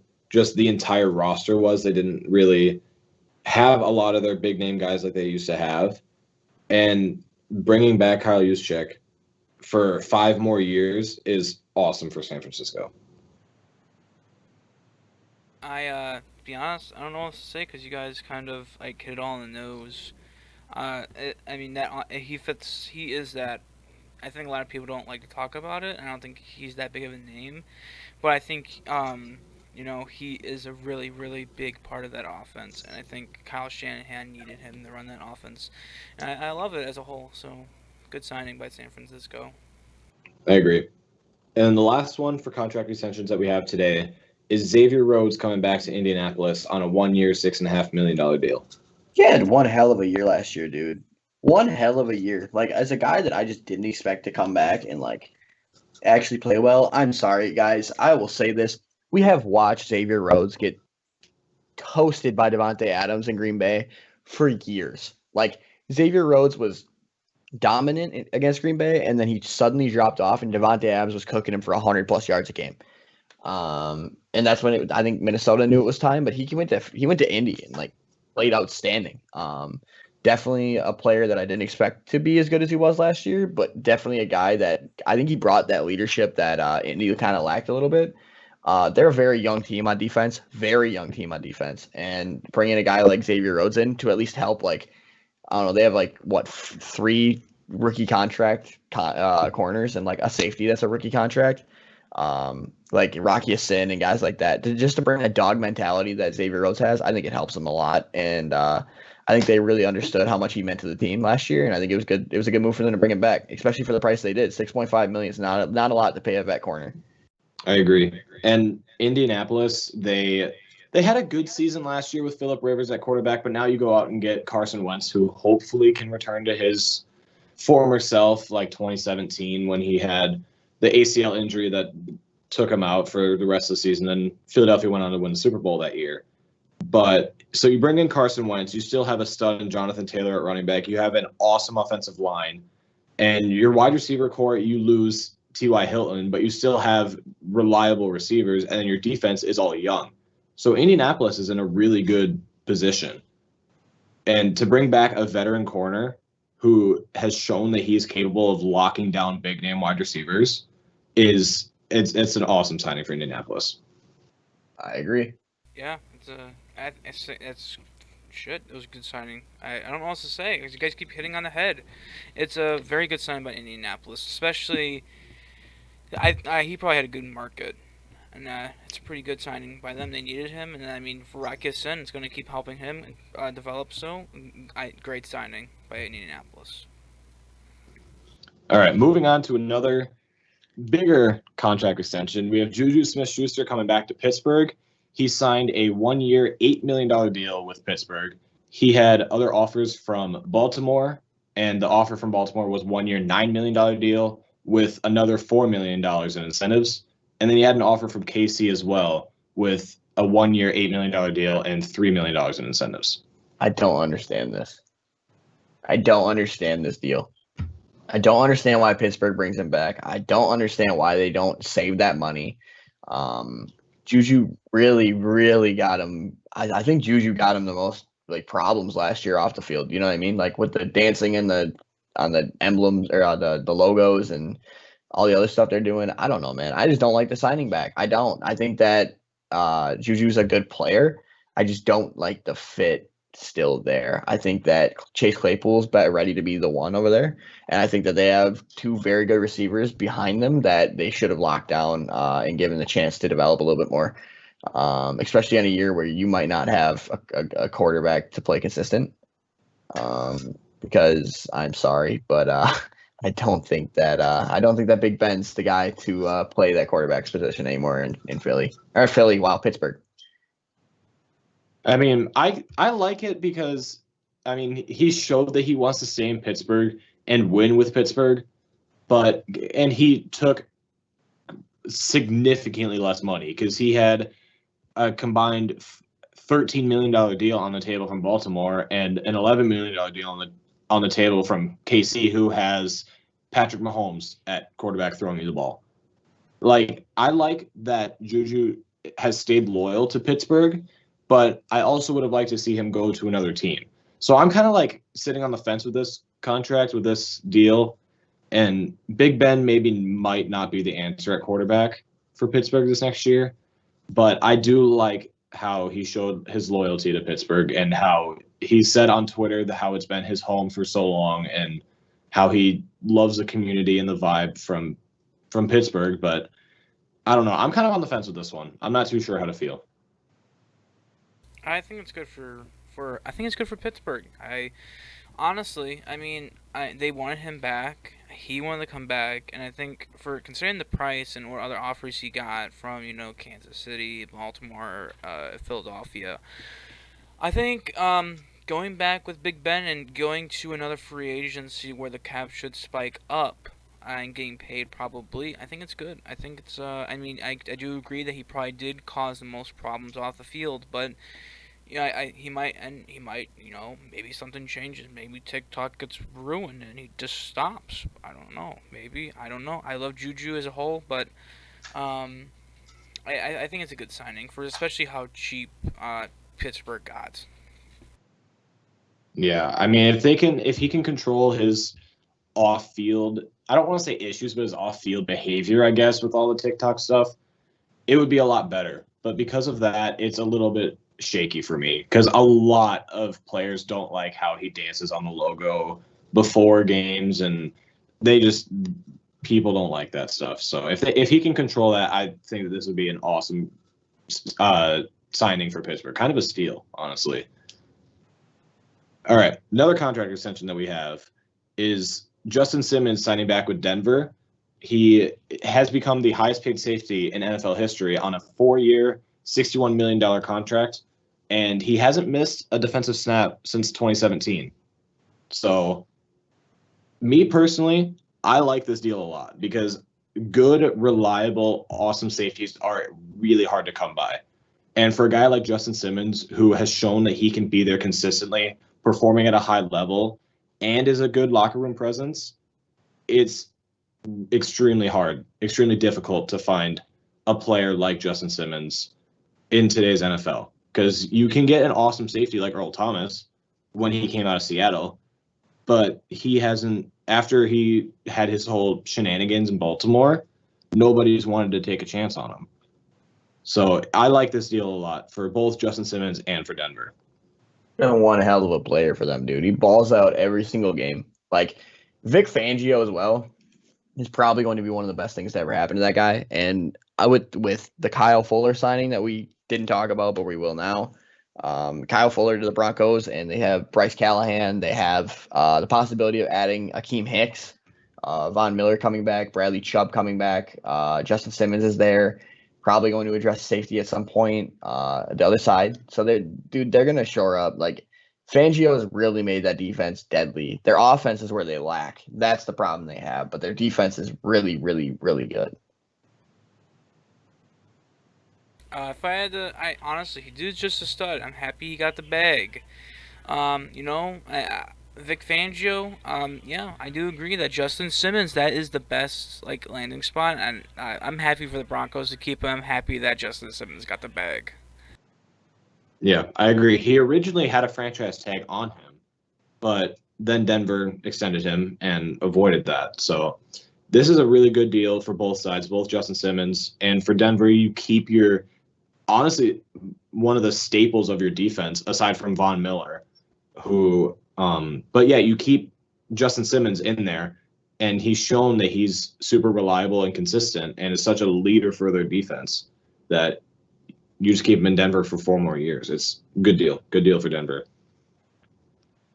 Another free agent contract extension that we have is one of the biggest ones that kind of took me by surprise. We have Cowboys quarterback Dak Prescott signing back with Dallas, for a 4-year, $160 million deal. This deal has a $66 million signing bonus and $126 million guaranteed. Listen, bro, they tagged him last year and he broke his ankle. They owed him this one, like big time. Like that was probably the most gruesome injury I've ever seen. Dak Prescott has been loyal and said many times he wants to stay in Dallas. He grew up a Dallas fan. So he's wanted to stay there. I think he deserved the contract. I think he's one of those players that you can rely on to be at least in the same area, not the same area, but like the same ballpark of stats every single game, same consistency.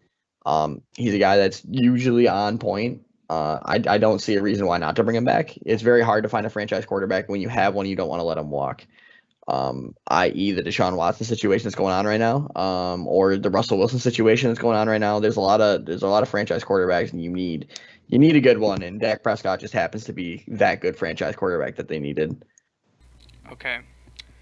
Yeah. Everything Sam said there, especially with the franchise tag, and he heard himself, they owed him big time. And honestly, he saved their franchise from going to hell. Like, they went from Tony Romo and Tony Romo getting hurt. Who would have replaced Tony Romo right there if it wasn't for Dak Prescott? So I think I wasn't shocked by it. He deserved the money. There was no way they were gonna let him go. It was just no way they were gonna extend him, and I think it's just a fantastic deal for both sides. They get to keep the franchise quarterback, and Dak Prescott gets paid. The only thing that I am not a fan of is how much he's getting paid per year compared to guys around the league. So 1 through 10, the highest paid quarterbacks in the league are as follows. 1, you have Patrick Mahomes at $45 million. That's obviously going to be number 1. He's probably the best quarterback in the league and will be for a long time. Second, you have Dak Prescott coming in at $40 million. This is on a per year basis, by the way. Third, you have the Texans quarterback Deshaun Watson at $39 million. Fourth, you have Russell Wilson at $35 million. At 5 and 6, you both have Aaron Rodgers and Jared Goff, who are both at $33.5 million. And then 7th, you have Kirk Cousins at $33 million. 8th, you have Carson Wentz at $32 million. 9th, you have Matt Ryan at $30 million. And 10th, you have Ryan Tannehill at $29.5. I mean, I don't see a problem with the amount, to be honest. I mean, he's young and he's consistent. Like I said, you need that in a quarterback. If you don't have consistency in your quarterback, you end up like the Bears. That's true, but where do you personally rank Dak Prescott in that list? I put him top 10. He's top 10. Put him top 10. He's top 10. Yeah, but in that list, I'd put him top 5 in that list. To be honest. Would you put him at 5? I would put him at 5. To be honest, dude, this is gonna be a really hot take. I'm gonna get a lot of backlash for it. I put him above Deshaun Watson. I can agree. I put Dak Prescott above Deshaun Watson just because. I mean, Deshaun Watson would be better if he had the weapons. He doesn't, but Dak Prescott just he makes me feel that he's a better receiver. Well, quarterback. Watson, wow, though, dude. with Deshaun Watson, though, he had arguably the best receiver in the league a few years ago with DeAndre Hopkins. They traded him away, and then for literally nothing, he has a god awful offensive line outside of Laremy Tunsil, and he had Will Fuller for 9 games last year, but then he got suspended for PEDs, and he was still in the top 5 for PFF rankings. And I know PFF isn't everything, blah blah blah blah blah, but if you look at his stats and his passer ratings and his QBR, Deshaun Watson has showed that he is still a top 5 quarterback in the league. I do not put Dak Prescott above Deshaun Watson at all. Okay, then. I would put Dak Prescott at number 5 from this list. Just me personally. Okay, I honestly, I thought this was like a very great contract for Dak Prescott, and considering that, like, we look at, the likes of Kirk Cousins and others. I mean, I don't know why, like, this is, like, being argued about why if Dak's contract is good or not, because I thought it was great, and especially I do think he's better than Deshaun Watson. I don't care what, I mean, targets and offensive line do matter. But how Dak, over the years, I think Dak has just played a lot better than Deshaun Watson. But Deshaun Watson, I think, can be the better quarterback. But I think right now, Dak is better. That's fair, because Dak Prescott also has receivers of Amari Cooper, Michael Gallup, CeeDee Lamb, who they just drafted last year. Let's not talk about CeeDee Lamb. He was having a good year before Dak went down. Dude, well, no, I guess that was like 3-4 games. It's not that. I was calling for the Packers to trade up and get him. Oh, I was too. Night. But another thing with Dak Prescott's contract is he is owed a $75 million in year one. Good for and him. For the first 3 years, he's paid $42 million a year. Good. He also has a no tag and trade clause, which is really good for Dallas. So if this works out, I think this is a fantastic deal. Yeah, this is great for Dak and Dallas. Like, $75 million year one, he deserves that money. By the way, I hope, like, everyone knows he deserves that money after putting him on the franchise tag and then, getting hurt. So he deserves all that money. That's fair. Yeah, I'm just a little iffy with how much he's being paid for the level of quarterback play, I guess, that we've seen from him. I mean, still a good quarterback, just not on the likes of Deshaun Watson, Patrick Mahomes, Aaron Rodgers, Russell Wilson. No, understandable. All right. Moving on from Dak Prescott, we have free agency wide receiver of Kenny Golladay. He signed today with the New York Giants a 4-year deal worth $72 million. He was looking for a deal around $18.5 million a year, and he got that with New York. The Bears were pursuing him aggressively. They pitched him with pairing him with Allen Robinson, which would be one of the best wide receiver deals in the league, hands down. And they offered him a 1-year deal in the $11 to $12 million range. This is all according to Adam Schefter, I believe. And then the Ravens were pursuing to put him next to Lamar Jackson, get Lamar Jackson a true wide receiver 1. And the Giants were interested, and they got their guy. I mean, I don't know more to say. I think they screwed us big time because now we have to repay Devontae Adams. It has to be somewhere in that ballpark. So that definitely screws us. But in the long run, dude, he's worth the penny. I mean, he's worth the money. He's a very, very good receiver. He's injured. Yes, I can agree.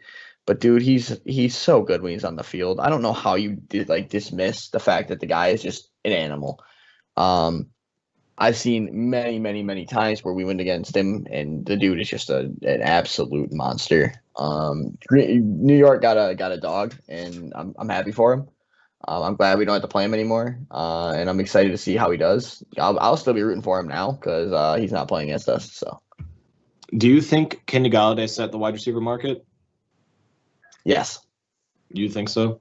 You can't get $18 million and then a year and then say you didn't set it.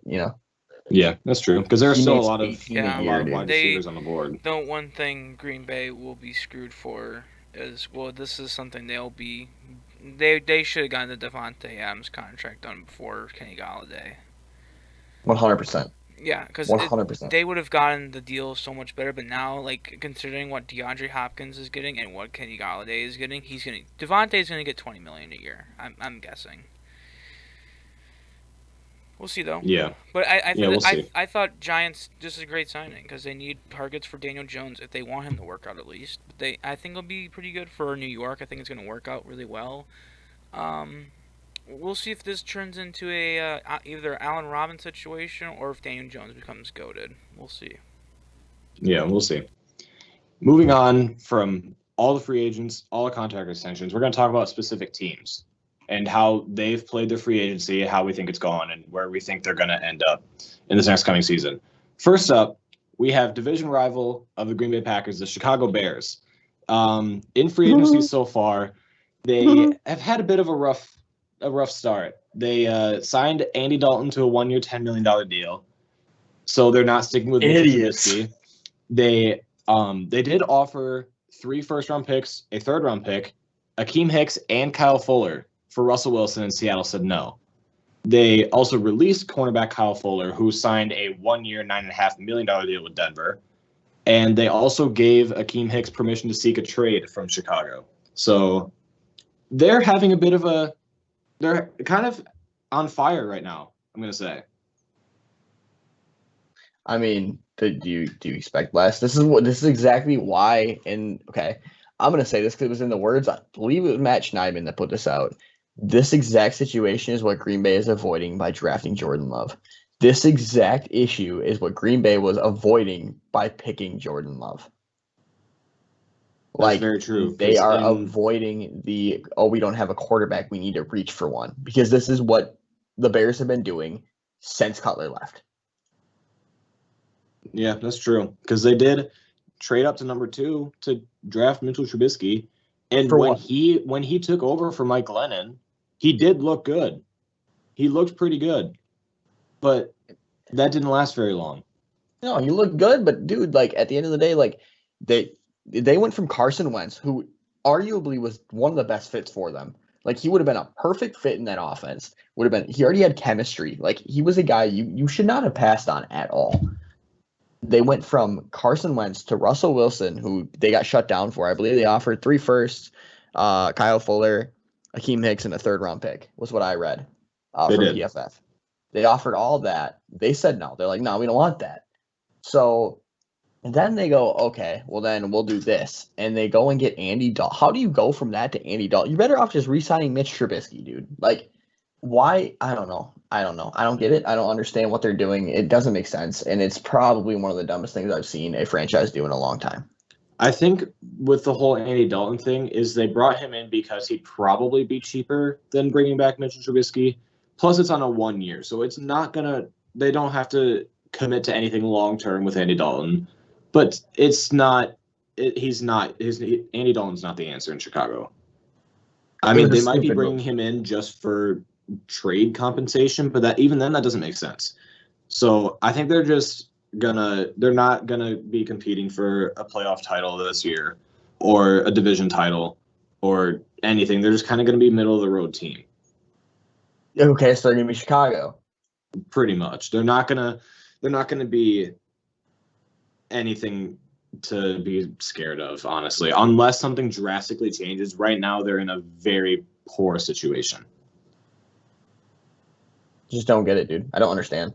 I don't either. I don't either. And what Sam brought up about Jordan Love and the Green Bay Packers, yeah, it's people are going to be thinking for the pick later on in a couple years. So I mean, if I had to say anything about Chicago's offseason, they're dumb shits.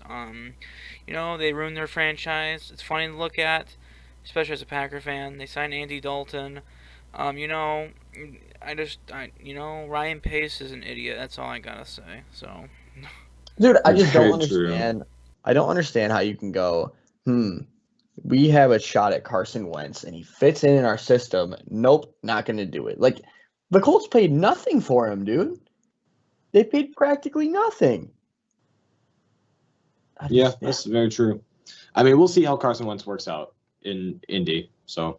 Doesn't make sense, dude. Moving on from the dumpster fire of Chicago, we have probably another dumpster fire of the Houston Texans. They actually went out and added a lot of free agents and traded for a few guys, but I'm not going to mention all of them. Some guys are Tyrod Taylor. They signed Mark Ingram and Phillip Lindsay. They traded for Shaq Lawson. They signed Christian Kirksey. They signed Desmond King, Derek Rivers, Vince Taylor. They went out and got wide receivers of Alex Erickson and Dante Moncrief. And despite all this, Deshaun Watson still wants out. And I don't blame him one bit. Because they're not really doing anything to help him. Like, that's the biggest problem. His one ask of the entire situation in the Texans organization was that he wanted to be involved in the hiring of the head coach. I don't see what's wrong with that. I don't see an issue with that. I get it that you don't want a guy heavily involved in who you hire, but I don't see an issue with him wanting to be involved. I don't know why it was so hard for them to allow that. And he obviously does not like is it Casario, their new guy? Nick Casario, is that his name? I'm not sure. Yes, it is. Check. Okay. Yes, dude, I just don't. I don't know, man. And so he was actually supposed to be in the GM search as well. He wanted no one from New England, but they still got someone from New England. So yeah, if I'm Deshaun Watson, I want out. So they didn't get anyone that would actually they got rid of the only person that might have actually would have been come back would have been Will Fuller. He said that he wanted it back, and they didn't do that. So, well, isn't Will Fuller still suspended for a game, a game or two? For his PEDs. Doesn't matter. They haven't signed anyone that's gonna make him go over the line and say "Oh, Deshaun Watson, you should come back now." There's nothing says that. Yeah, despite all these additions, and there are a lot more that I didn't name. These are just kind of middle of the road guys. They're not anybody that's going to put you over the top. They're not anybody who's going to push you to be a consistent championship contender. I think that everything started to go downhill once DeAndre Hopkins was traded. That's when everything started to go very bad. Yeah, it strained the relationship completely. The relationship was shot at that point. You can't recover when you trade away your quarterback's best receiver. That is the one thing that every single GM will tell you is that it was the stupidest thing they could have done to send him. And Houston still doesn't have a first or second round pick in this upcoming draft because their first and second round picks are both taken by Miami for Laramie Tunsil. So Houston is in a very bad situation right now, and they're going to have to be in a serious rebuild for a lot of years to dig themselves out of the hole that Bill O'Brien put them in. Yeah, I agree. I don't. It doesn't make sense to anybody, dude. It's a stupid decision. Right, and you have your franchise guy in Deshaun Watson, and they just said nah, pretty much. Yeah, all let right. him go. Moving on from Houston, we have the Super Bowl 55 champions of the Tampa Bay Buccaneers. What they have done so far is they have signed Tom Brady to an extension, signed Rob Gronkowski to an extension, franchise tag Chris Godwin, signed Shaquille Barrett to an extension, and Levante David to an extension. So they actually haven't signed any free agents. They've extended the guys that they've had, which all smart moves. Yeah, amazing moves because Shaq Barrett and Levante David and Devin White, all those guys are studs. They put pressure on everybody. They give every offensive line in the league absolute hell. And they still have Jason Pierre-Paul, who's still playing at an incredibly high level. So it's a really good situation for Tampa Bay. They handled their offseason big board really well. Yeah, I think, dude, the one thing that I've been hearing from them too is that they're resigning. Did they resign Sue, or they're talking about it? I think they're still talking about it. I haven't seen anything about it. They want to bring him back, but they're resigning Sue would be insane, dude. They also want to bring back Antonio Brown, I believe. Yeah, I don't see that happening. I don't see a contract Antonio Brown coming anytime soon. I think that they're going to be strapped in a minute here. I agree. I think they're going to be too strapped to make that move happen. And that's the hardest part is that now you got to look at it as, all right, well, now they're strapped for cash. Who are they going to grab? And they really don't have any options anymore. Right. Yeah, this is a very good offseason so far for Tampa Bay. We'll see if they do any other moves before the draft, but I personally don't see them signing anybody. I don't know, dude. Tampa Bay is Yeah, there's nothing really they can really do. They have a great offseason. They extended their pass rusher. They got their wide receiver. They got their linebacker. They've done pretty good. So They've good. also been a draft and develop team for a minute now. Yeah. Yes, they have. Okay, moving on to probably the team who's done the most in free agency. We have the New England Patriots. They traded for Trent Brown early on in the offseason. They signed two tight ends. One of them is Jonnu Smith on a 4-year, $50 million deal. The other one is Hunter Henry from the Chargers on a 3-year, $37.5 million deal. So let's just start with those three: Jonnu Smith, Trent Brown, Hunter Henry, because there's a lot that we got to go over here. Jonnu Smith. I don't understand signing two tight ends. I would have rather, if I was the Patriots, I'm going to go into the draft and I'm going to get Brevin Jordan, and then I'm going to sign Jonnu Smith. There's no need for Hunter Henry, especially because he's injured every year. The money they paid him was a lot. I think Belichick got sick of going 7-9 last year and decided to sign everybody. I think it was more of a, between everybody here, I think it was more of a panic signing. We need to do something or else our fans are going to be pissed. So I think it was more of a panic signing than anything. I think it's a sign of a little bit of trouble brewing in New England. Well, and they also want to surround Cam Newton with reliable targets. Or Mac Jones. I mean, yeah, if they go quarterback in the draft, sure, but they did re-sign Cam Newton as well. So yeah, I don't know, man. I mean, I guess we'll find out because they do a lot of weird moves. New England's always known for doing something off the wall in the draft. I thought yes, I thought the best move by far by the Patriots has been Trent Brown. That was great value. What was it, like a 5th-round pick they got him for? And they got like, Yeah. and they Yeah, and they they got a got a 7th swap round of pick. 7th-round picks, I believe. They got a 7th. That's a very good trade for New England, getting one of the better right tackles in the league for just a 5th rounder. It's good for them. I like the Jonnu Smith and Hunter Henry signing. I mean, they use a lot of 2 tight ends, so. And I mean, Yeah. but for like, I don't know if we talked about it yet, but Nelson Aguilar, that's just paying him that much is a little weird. Yeah. Well, let's actually move on to more of the offense. We have wide receivers Nelson Aguilar and Kendrick Bourne, who also signed with New England. I think that the Nelson Aguilar signing is a little bit underrated because he did have brick for hands in Philly a few years ago, but he had a really good year with Las Vegas last year. He was a really reliable target for Derek Carr, and he put up pretty good numbers. He was a really reliable wide receiver. I like the Aguilar signing a lot, like not a lot more, but a little more than the Kendrick Bourne signing for New England. Kendrick Bourne's so underrated. It's disgusting, dude. He's so underrated. He's been underrated for such a long time. Kendrick Bourne is probably one of my favorite slot receivers in the league due to, again, consistency. Consistency speaks louder than words for me. And when you're consistent, like Kendrick Bourne has been, you deserve recognition. And Kendrick Bourne has been literally everything you've asked him to be. He's there when you need him to be there, and he's going to be in the place you tell him to be at or where you need him to be almost every time. So I think that's a very underrated signing, very under the radar, and I think he's somebody that should be putting people on notice a little bit, especially in New England. I can agree. I love Kendrick Bourne. I thought that was someone Green Bay could have went after, but yeah, as a whole, I really did. I really like. Yeah, I agree with everything Sam said about Kendrick Bourne. Really, he's a really good player. I think he'll excel in New England. All right, moving over to the defensive side of the ball now for New England. We have 3 defensive moves that they've made. 4 defensive moves, excuse me.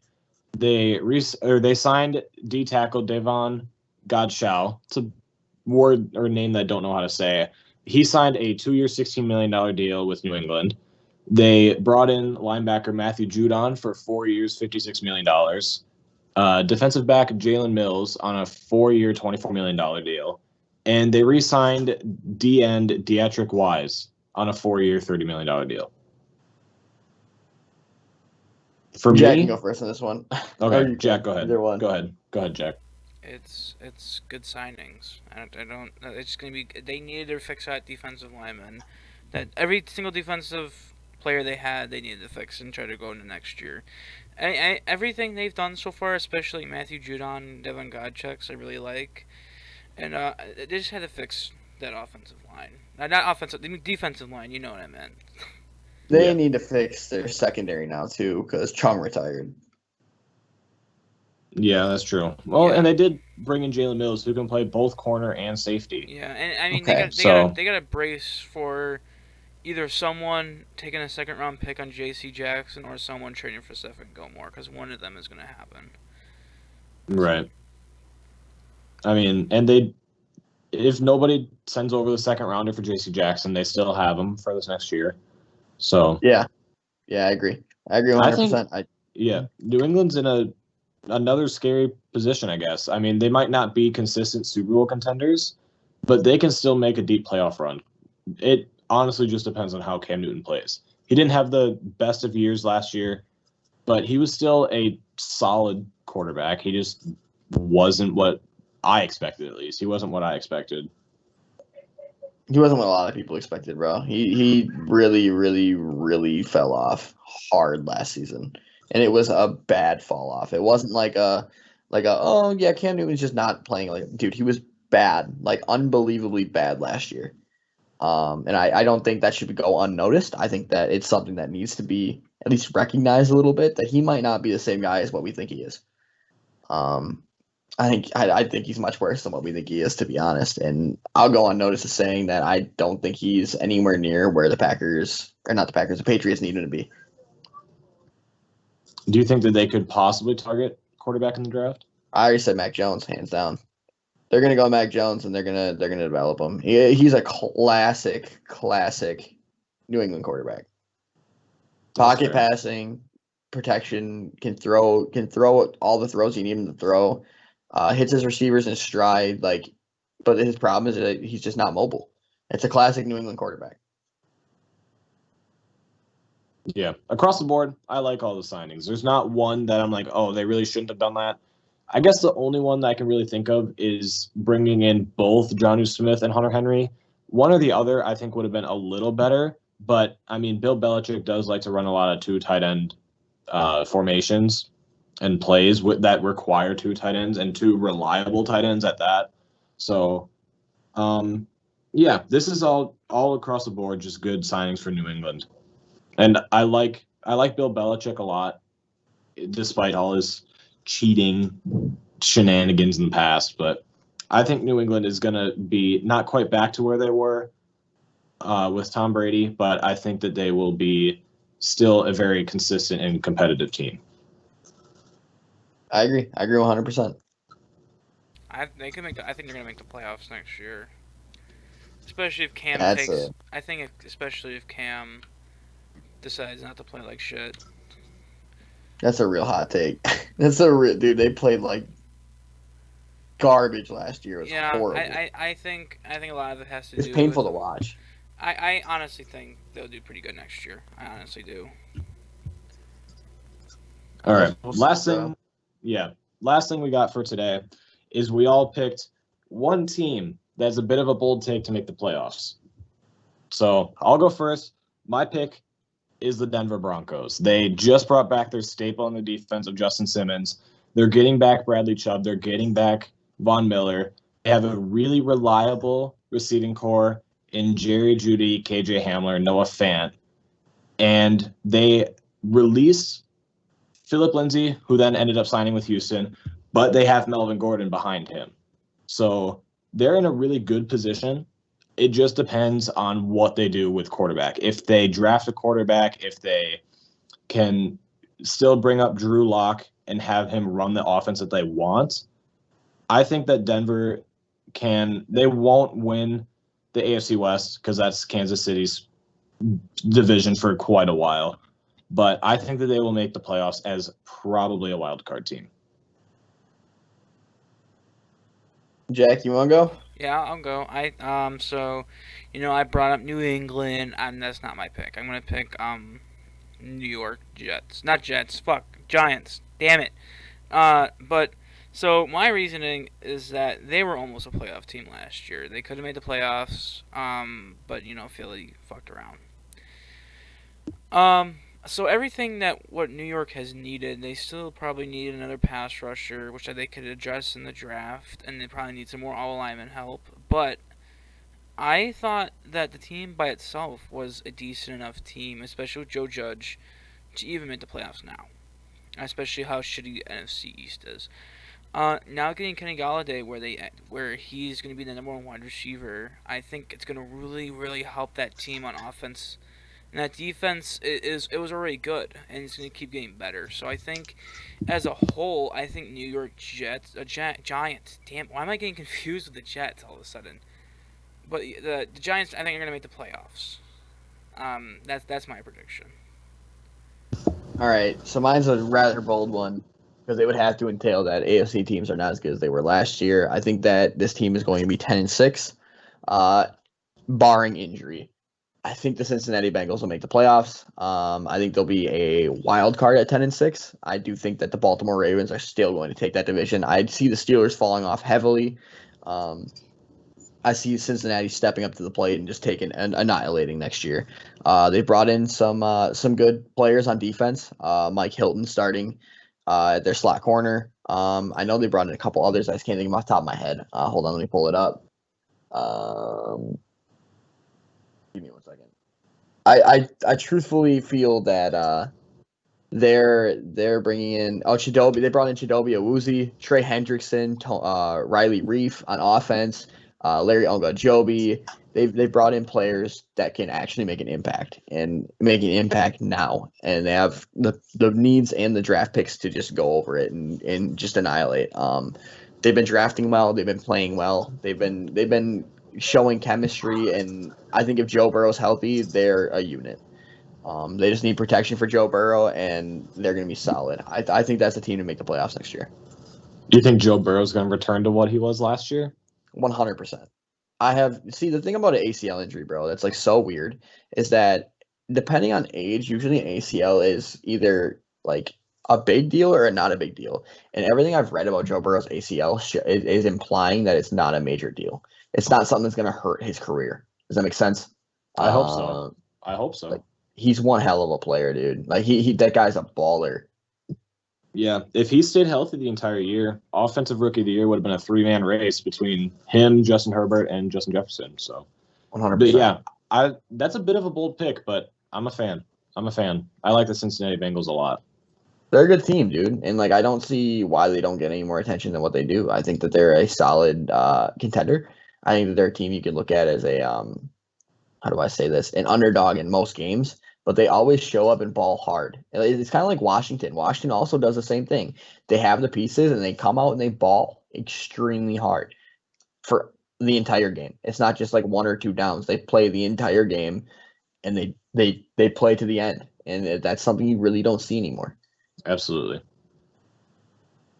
All right. Thanks for listening, everybody. That's all we've got for you today.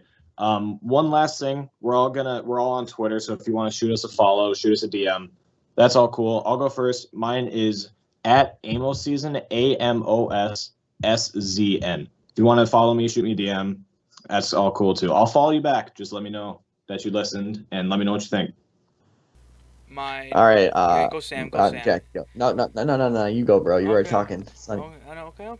Okay. Okay, my Twitter is Big Boots with 3 S's. And if you just want to talk to me, go ahead, just tweet at me or DM me. I'm not afraid of any type of conversation you have with me, especially after what happened today. But, anything you want to talk about, just keep the politics out. Sports, anything, we'll talk. But yeah, at Big Boots with 3 S's. Mine is it's _Sam_W.